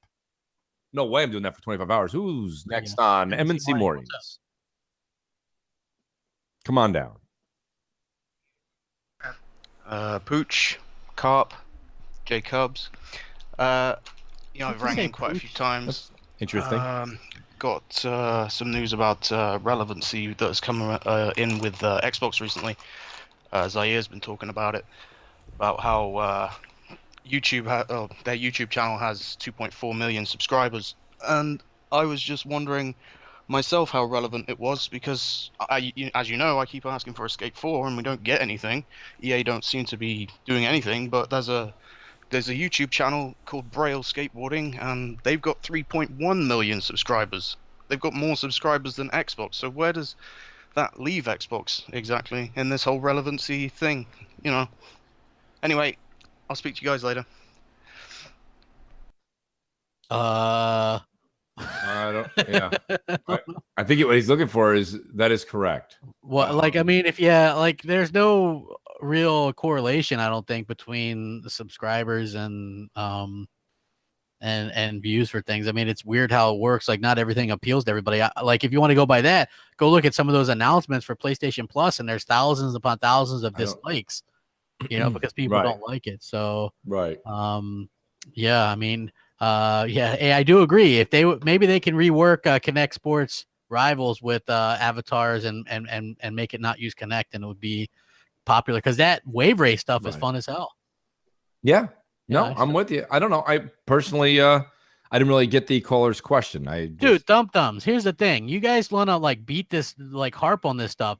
I like multiplayer games. You play with your friends. We're laughing and drunk and having a good time playing Sea of Thieves. That's what it's all about. When you're playing a single player game like Horizon Zero Dawn, and the guy's and you got these annoying quests where it's a dinosaur ran off with my stick and bit my leg. That's not fun. And the voice acting. I keep hearing Will Ferrell. I keep hearing Will Ferrell when he fell down the pit in Austin Powers, and he's like, "My leg." Exactly. My leg. They're totally different. One of them, you're just by yourself. The other, you're with your friends. Yeah, and that's what makes the game. Yeah, thumbs. You got to listen to what Crap's saying. This is not a saying your game's better than this game. All I'm saying, he's saying personal preference for those fetch quests and the acting that was in Horizon Zero Dawn. For me personally, I even had a hard time getting through it, and I've pushed through a lot of Sony games. Where Sea of Thieves, I understand from the outside looking in, you're looking at it, and you're like, where's that extra content? But the absolute laughs that we had, just me, Crap, Xbot, who joined us also, Crap? It's Graves. And we had a blast. I mean, we were laughing like hyenas. It was hysterical, just yucking it up. And that's the thing about Xbox I said earlier in the show, is you've got to realize that Xbox is focused on multiplayer experiences, and you're focusing in on single player, and that's okay. But you can't say that someone had a bad time on Sea of Thieves because they didn't have an extra 4 hours of content. We do got a call, though. M&C Mornings. Sorry about that. Hey, Mooch. Hey, Crap. Good show. I just want to know your opinion on this new, maybe exclusive for Microsoft Dark Tide. Y'all have a good show. I've seen this now multiple times today, Crap. What have you heard? You have anything? This was like an old tweet, from over a year ago or something, too. That this guy that writes this Dark Tide book or whatever, is turning it into an Xbox game. So, it wasn't Dark Tide. Wasn't that something that was in the PC world? Is that a PC? Was a PC game or played a role in a PC game, or I don't know. I thought that was the case. I could be completely wrong, but listen, if that's the case, I don't know anything about it. I'm not going to put words in anybody's mouth. Okay, but I'm excited. It was a turn-based strategy RPG. Yeah. Now I'm looking it up now, and this, like I said, this was from last year. It was actually Tick that did this. My Short Dark Tide may become the basis for a new Xbox game. That would be fun, according to this guy. So, I mean, this one went, and it's funny because this thing has basically one comment on it, so it kind of went under the radar. Right. Yeah, so this guy was author of such books as Broken Empire and the Red Queen's War. The short story Dark Tide might become the basis for new Xbox games. So yeah, I mean, listen, I got news for you. If that is something, that's something I would embrace. I would definitely support it. I'm looking forward to seeing what Phil comes out with this E3. And look, I don't think he's going to come out with something crap at E3, and we're going to be playing it in October. Yeah. But if I think he gets the point. The one thing we do know, crap, is that he gets the point about the roadmap. Yeah, I mean, he does. Like, I think it would be interesting to kind of see what we see at E3, because you and I both know that there's supposedly going to be some announcements. Right. Will those announcements be stuff that everybody's waiting for? Yeah, like that's more the question. Screw you! You're fired! Jay's been waiting for that one. But I think it's gonna be an interesting E3. Again, I want to reiterate, it is not doom and gloom if this isn't the E3 that you've wanted, but I do think it'll be a tell all for a lot of Xbox fans to see the direction of Microsoft. Right, crap? I mean, at the very least, you will know by the end of this E3, I think, if this is the console for you, right? Or the one that you've started with. Because I mean, we got to see something. I think Phil will put some sort of a roadmap out there.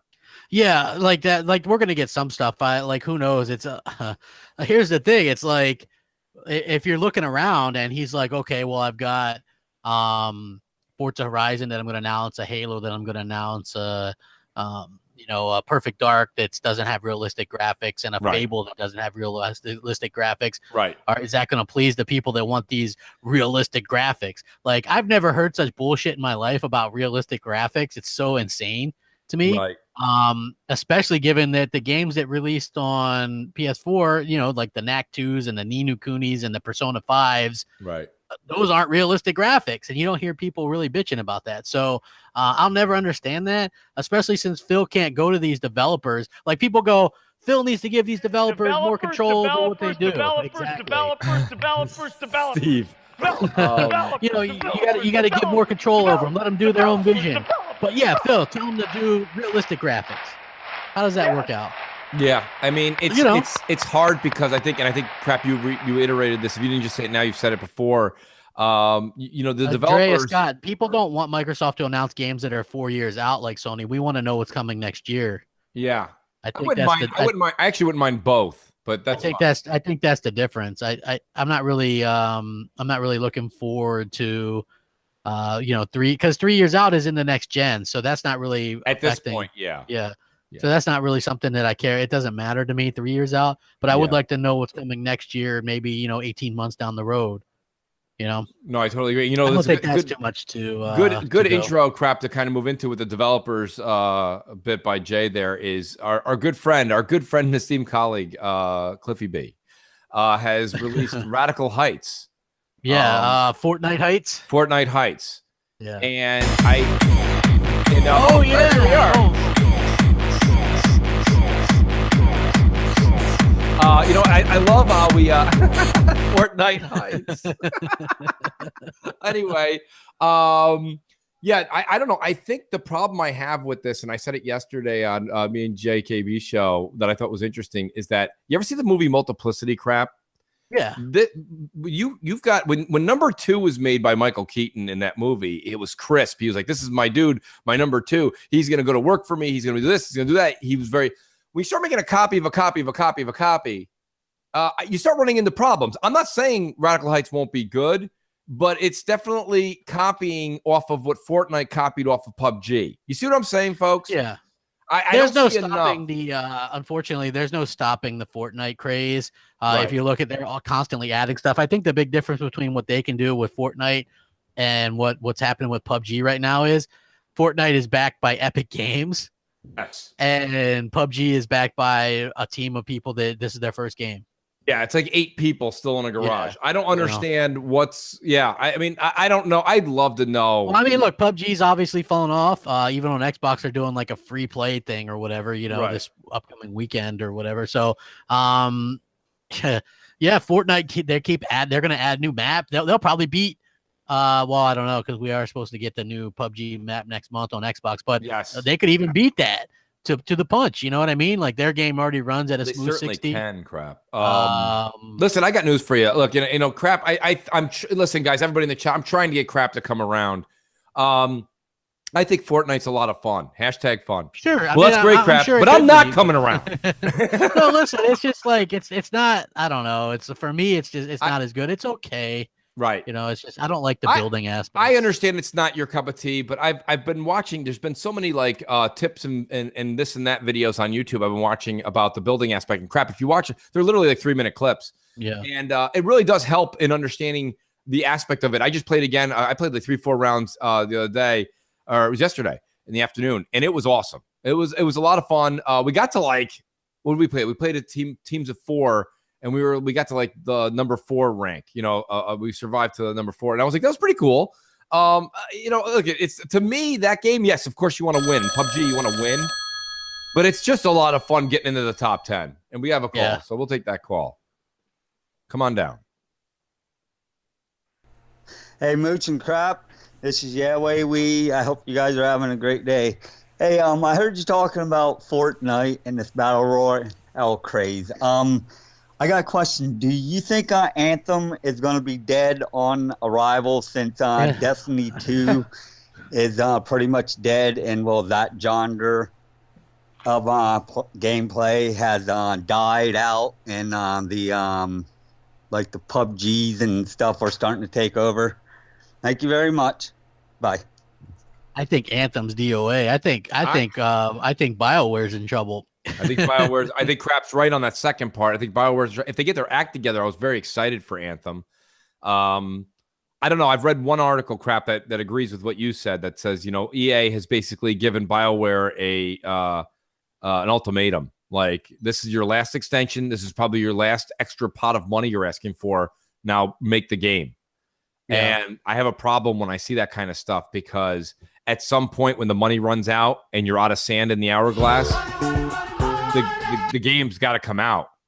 Thank you, Jay. And the game's got to come out. And when the game comes out, that's it, folks. So, I mean, that worries me a bit, you know? Yeah. I 100% agree.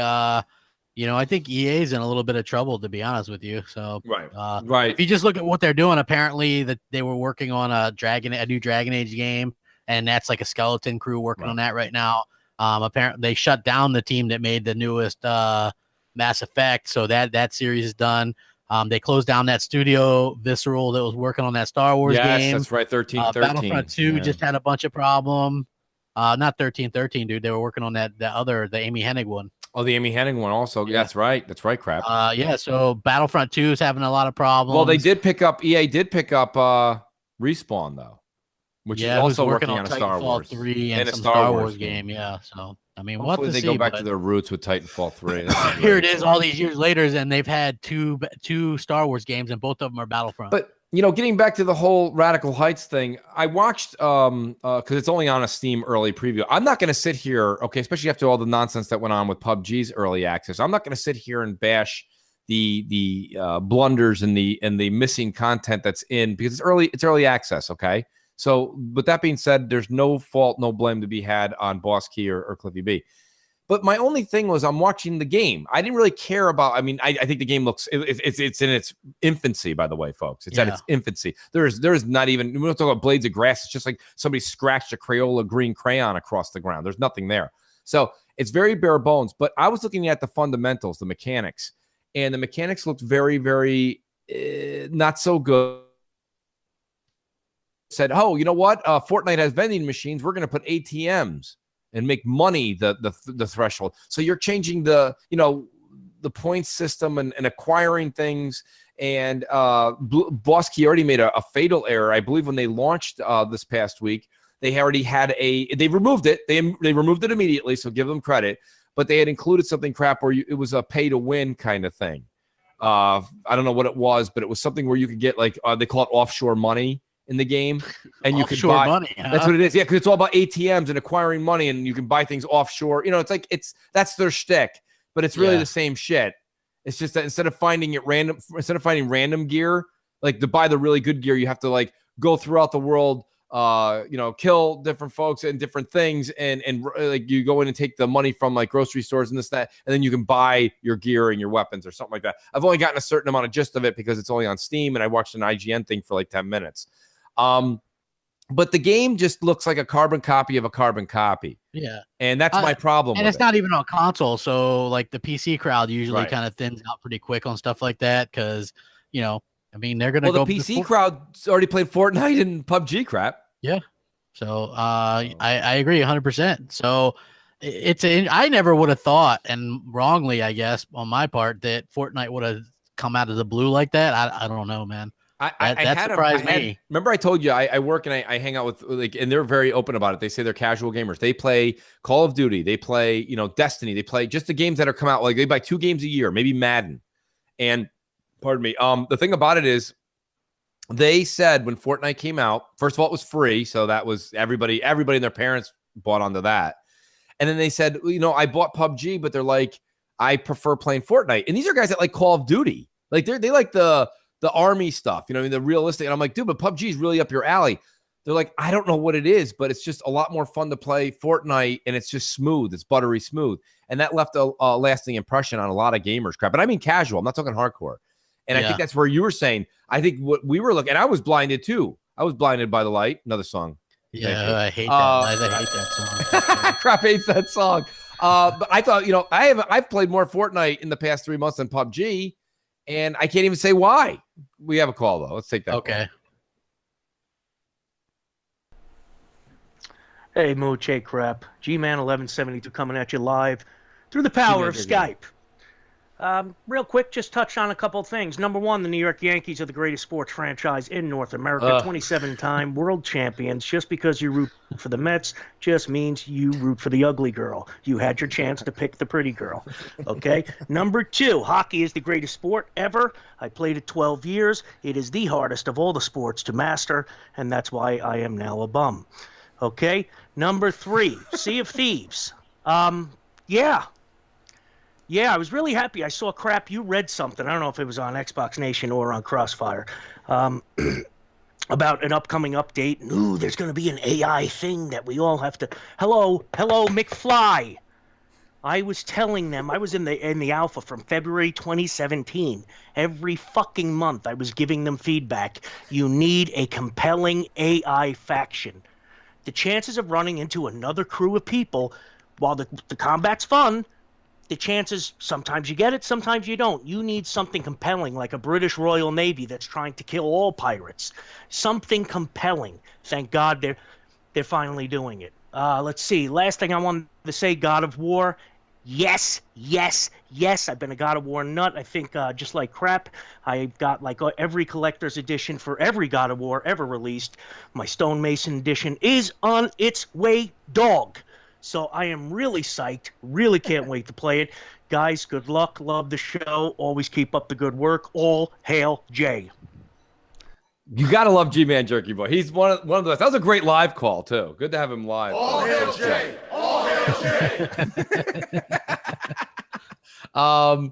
So really funny. I mean, you know what, crap? I will say this much. The whatever that the British Armada or whatever they're going to have, whatever they decide, that would be fun. You take Friday night, what we were goofing off doing, and all of a sudden there's this war we have to get into with this, that would be fun as hell. You know what I mean? Where it even has like maybe a damage bar. You know what I mean? So yeah, well, there's also, they're introducing stuff where you got to team up with other crews to do it. You know what I mean? Instead of like this is going to be a totally different game in 12 months. And don't get me wrong, guys. I'm not trying to, it's not damage control. I'm just saying, like, I have people yelling at me all the time. They're saying to me, Mooch, you really didn't give the Division a chance. It's really good now. And you know what? Here's my thing. And this applies to Sea of Thieves too. Okay. Is a day late and a dollar short.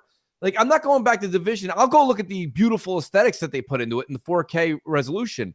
And I'm sure it's gorgeous, but I'm not going to go put 25 hours a week into the Division right now. There's so many games coming out. The problem with the Division is that you have to be a certain level, or like it's very confusing. Like, I don't even know what the hell, like, guns. You know what I mean? Right. So I don't know. Yeah, like the guns too. I mean, come on. The other thing that I'm only making the Destiny reference because it's something like you pick up the gun and the gun numbers were all like like low numbers, so people can actually be like, oh, what kind of gun do you have? What do you have? Oh, it's 235. Oh, you got what you got to do is you got to get that thing. You got to blend it with this, and then it'll go up to like a 245. In the division, it's like, what are you at? Oh, 7,733. Yeah, what does that mean? What's the gun that you got? The purple, the blue, what? I got the purple, the blue, the gold, the orange. No. This is the Lucky Charms. It's all of them. Oh, okay. And what number are you at? 9,433. I'm really trying to get to 10,772. Why? What? Who's doing long division in a game? Nobody wants to bring a calculator to the gun show. So, I mean, I don't understand that whole thing, crap. Maybe that's a me problem. Now, listen, I agree with you, but let me tell you why you're wrong.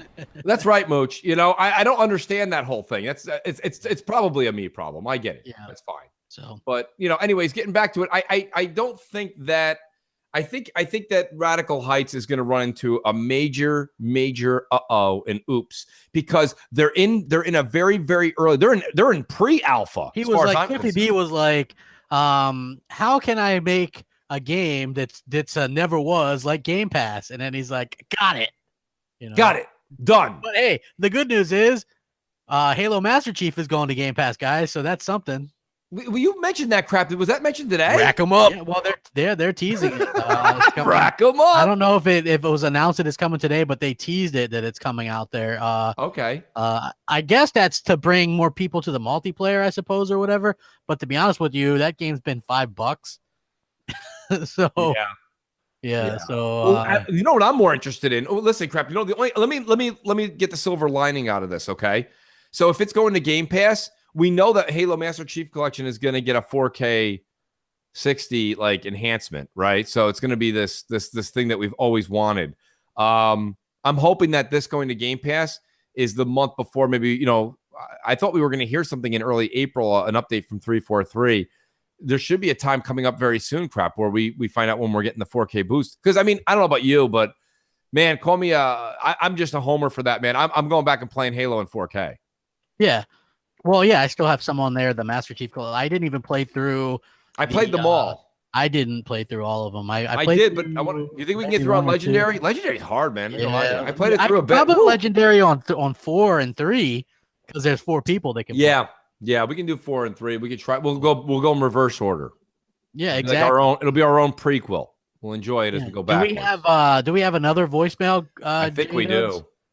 Yes, the last one? We have 2 left. We have Raphael, our favorite Ninja Turtle, on deck. Awesome. Raphael to the Hashi.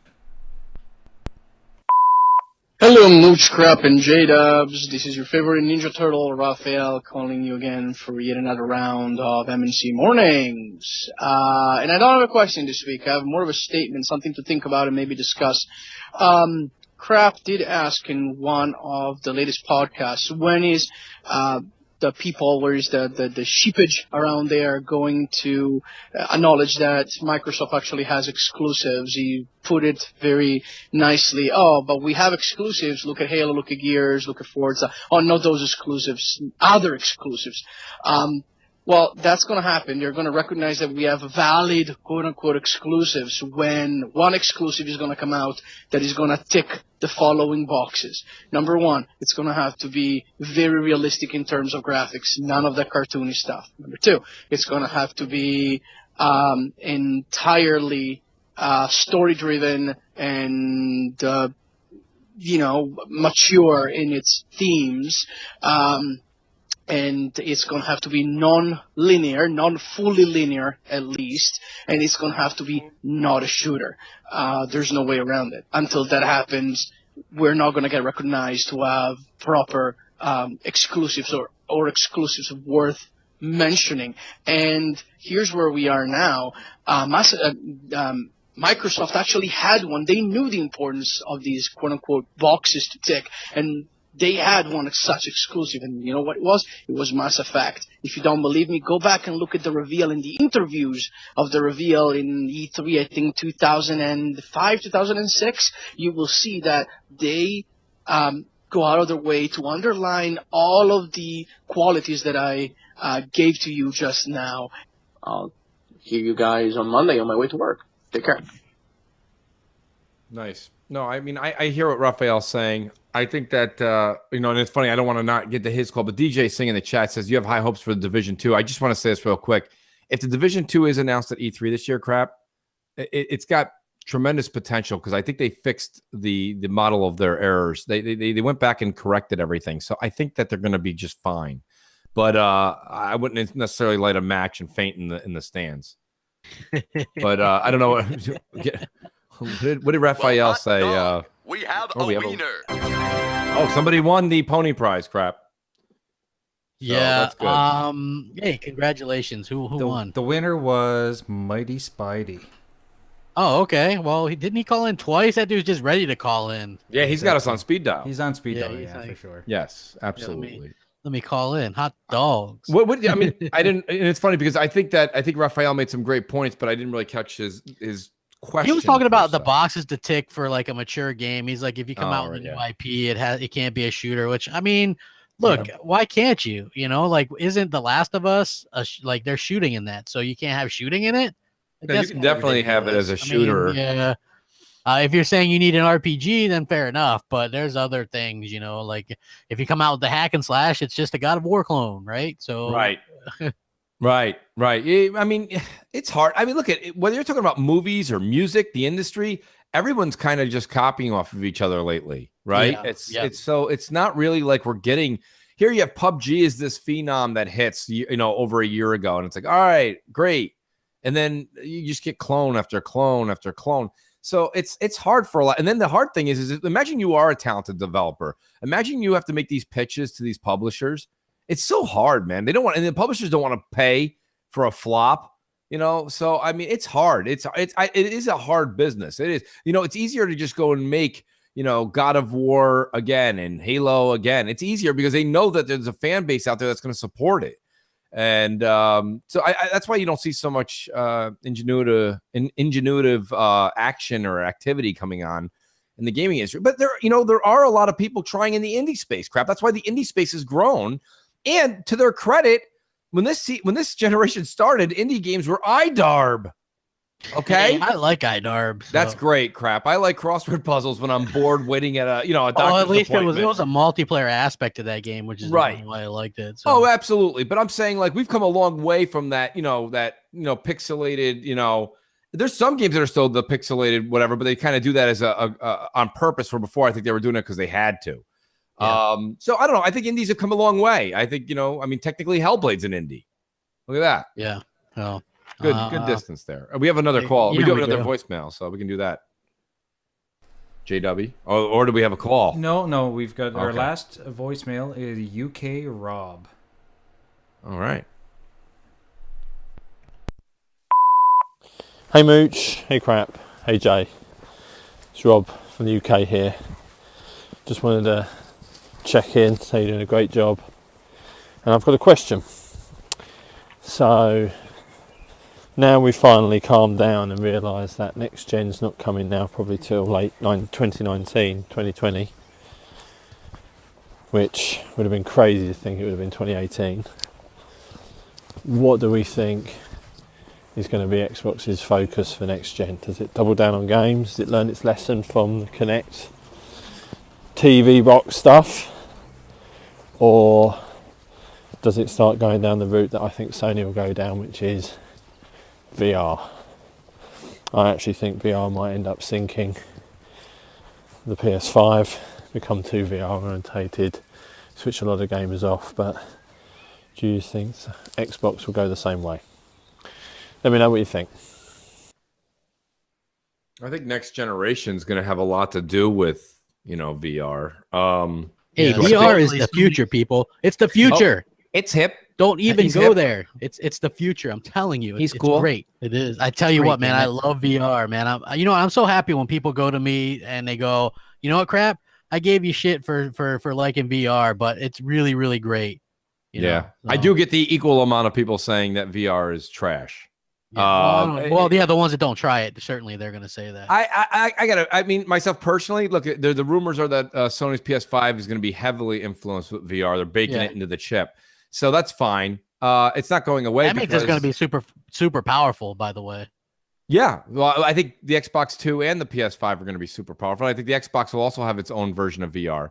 I just listen. It's different strokes for different folks. Like, VR for me will always be an experience. It's something you try, and you're like, "Yep, okay, cool." And if a game really comes out and changes the way things are, okay, cool.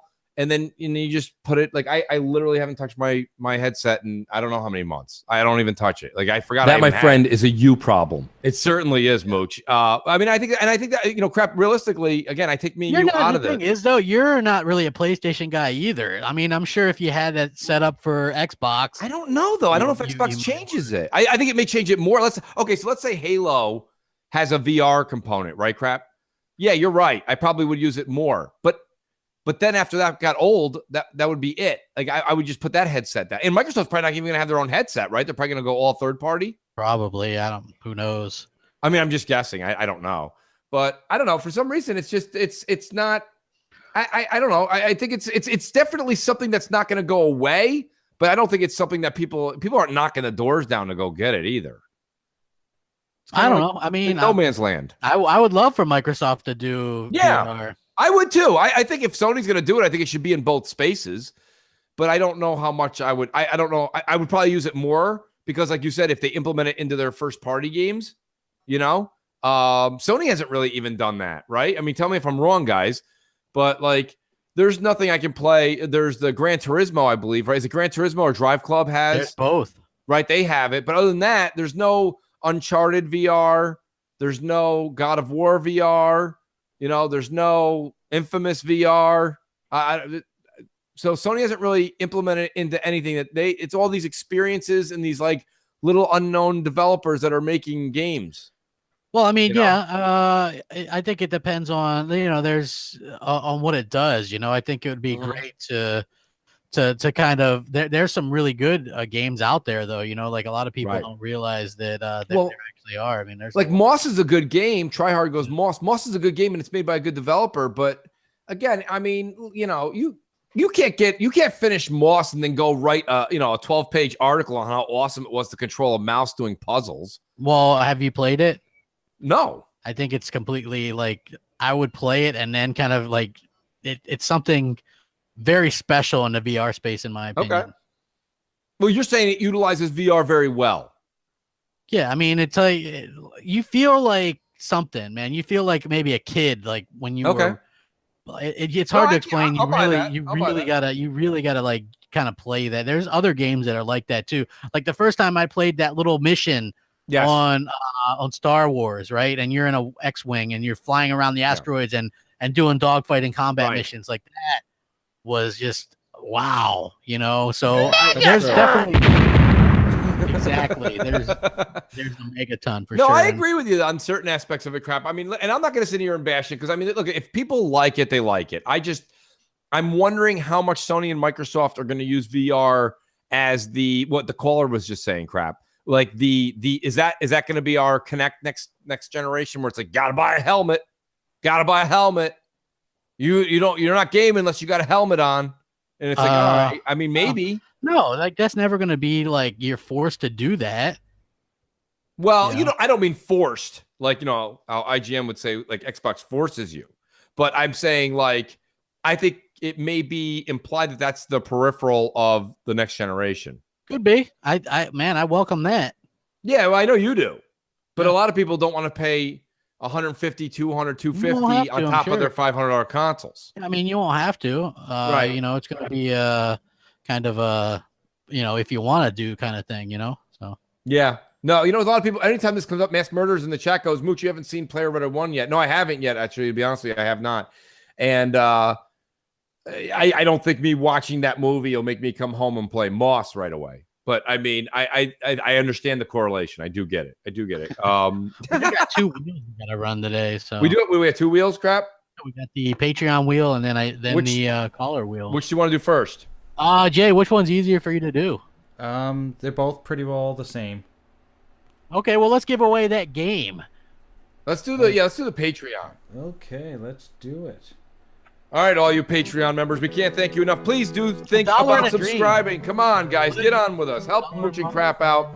Every month I mean, it doesn't just go towards winning this. We do the pony prize giveaway. We're giving away stuff every week. You guys know that to tune in, and it really does help. Even if you're $1 and a dream, the link is right below in the description. You can click on it.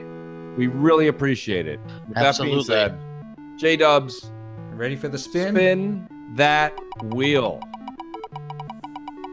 Here we go. Hey now, look at that. I'm getting hypnotized. WMNC. WMNC. You put some extra oomph into that one, man. Yeah. Wow. I think he had his Wheaties. No, that's just beer. Beer. Yeah, not one, folks. Beer. Multiple beer. Here we go. Wow, look at that. I'm in a trance. Shut that damn dog up. Shut that damn dog. My dog's trying to get in my office. I think you're going to win 2 showcase showdowns. What is this? Fuzzy Belvedere. Oh, I spelled his name wrong. Oh, yeah, Fuzzy. Fuzzy. Oh, sorry. Sorry, oh, Fuzzy. It's not Fuzzy Belvedere. It's his cousin, Fuzzy. Fuzzy Belvedere. We don't even have a Fuzz. Sorry, we don't have you in here, Fuzzy. There is no Fuzzy Belvedere. We're going to have to spin that again. No, I'm just kidding. MOH Xbox Logic goes rigged. Love it. Awesome. Congratulations, Fuzzy. You've been with us for so long. Fuzzy Belvedere. I can't believe I spelled his name wrong. I feel so bad. Fuzzy's been such a fan from the beginning, too. Yeah. Congrats, Fuzzy. Let's do our next our voicemail. No, we don't have another voicemail. No, I said we have a voicemail wheel. Voicemail wheel. Yes, the wheel of wonder. I threw a couple extra blanks in here so we can maybe get off scot-free without giving away any prizes. Oh, we'll double down next week then. Nice. Yes. Here we go. Spin that, or as Iceman just said, spin that shit. Spin that shit. Here we go. Hey now, WMNC. WMNC. No, we do have a winner. Nice. I like it when we get a new winner. UK Rob. UK He didn't Rob. call himself UK Rob. He said, I'm Rob from the UK, so I dubbed him UK Rob. UK Rob sounds better. He's UK Rob. Shut that damn dog up. Shut that dog. Shut up. UK Rob. Nice work, UK Rob. All right, great show, guys. Everybody, please, again, real quick, don't forget to hit that. The phone actually didn't ring. I left that. I left the thing open. Sorry about that. That's okay. The phone off the hook. That's so great. Don't forget to click on the Patreon, folks. It really means a lot. Please hit the like and subscribe button on the Mooch's channel. We're trying to get more people in here to listen to this great content. Everybody. And you'll catch us. Mooch and Crap will be streaming all week long. We have Xbox Nation on Wednesday. Crap, anything you want to add before we go out? Yeah, thanks for watching, man. I got a video dropping in about 6 minutes. Sabotage! So make sure. No, the show's over. Oh, my fault. My apologies. I just want the music. Great. So, we'll catch you guys then, man, and we look forward to seeing you guys next week. Please help out the Patreon if you can, man. $1 and a dream, and you could be like Fuzz T Belvedere. That's right. Fuzzy Belvedere, yeah. So. Thank you, guys. Jay, you want to take us out with the Mooch and Crap theme song and then our outro? Mooch Crap. Mooch Crap. Catch you guys later. Enjoy your Sunday. Later. Bye-bye.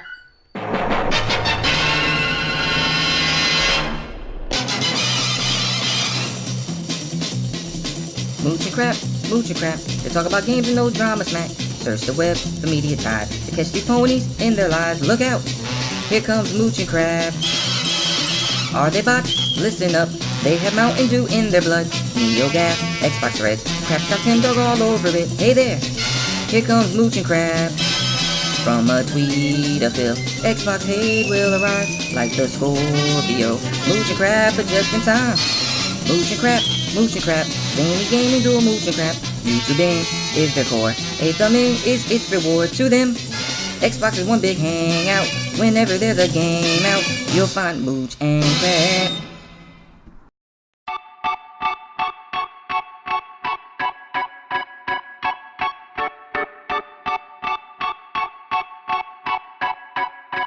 Wake on up. It's Mooch, it's Crap, and Jay in the morning. Wipe your eye boogies, get your coffee finished yawning. This is Mooch and Crap. Show. Wake wake up, let us begin with gaming news, skits, and call-ins from all the fans. No matter where you at, Cali or Pakistan, New York or New Guinea, this is where it's at. These are Xbox dudes with Xbox views on slander and hate towards Xbox news. This is Mooch and Crab. Show for the people, and they coming with it. Now do you understand? Now do you get it? Ponies love the lie and PC fans won't admit it, but Xbox hate is real and they all with it. Call in, let it ring in. We here to rock, we here to win. It's about the games, it's about the pride. Now Xbox community, come on, let's rock. Mooch and Crab. Big show.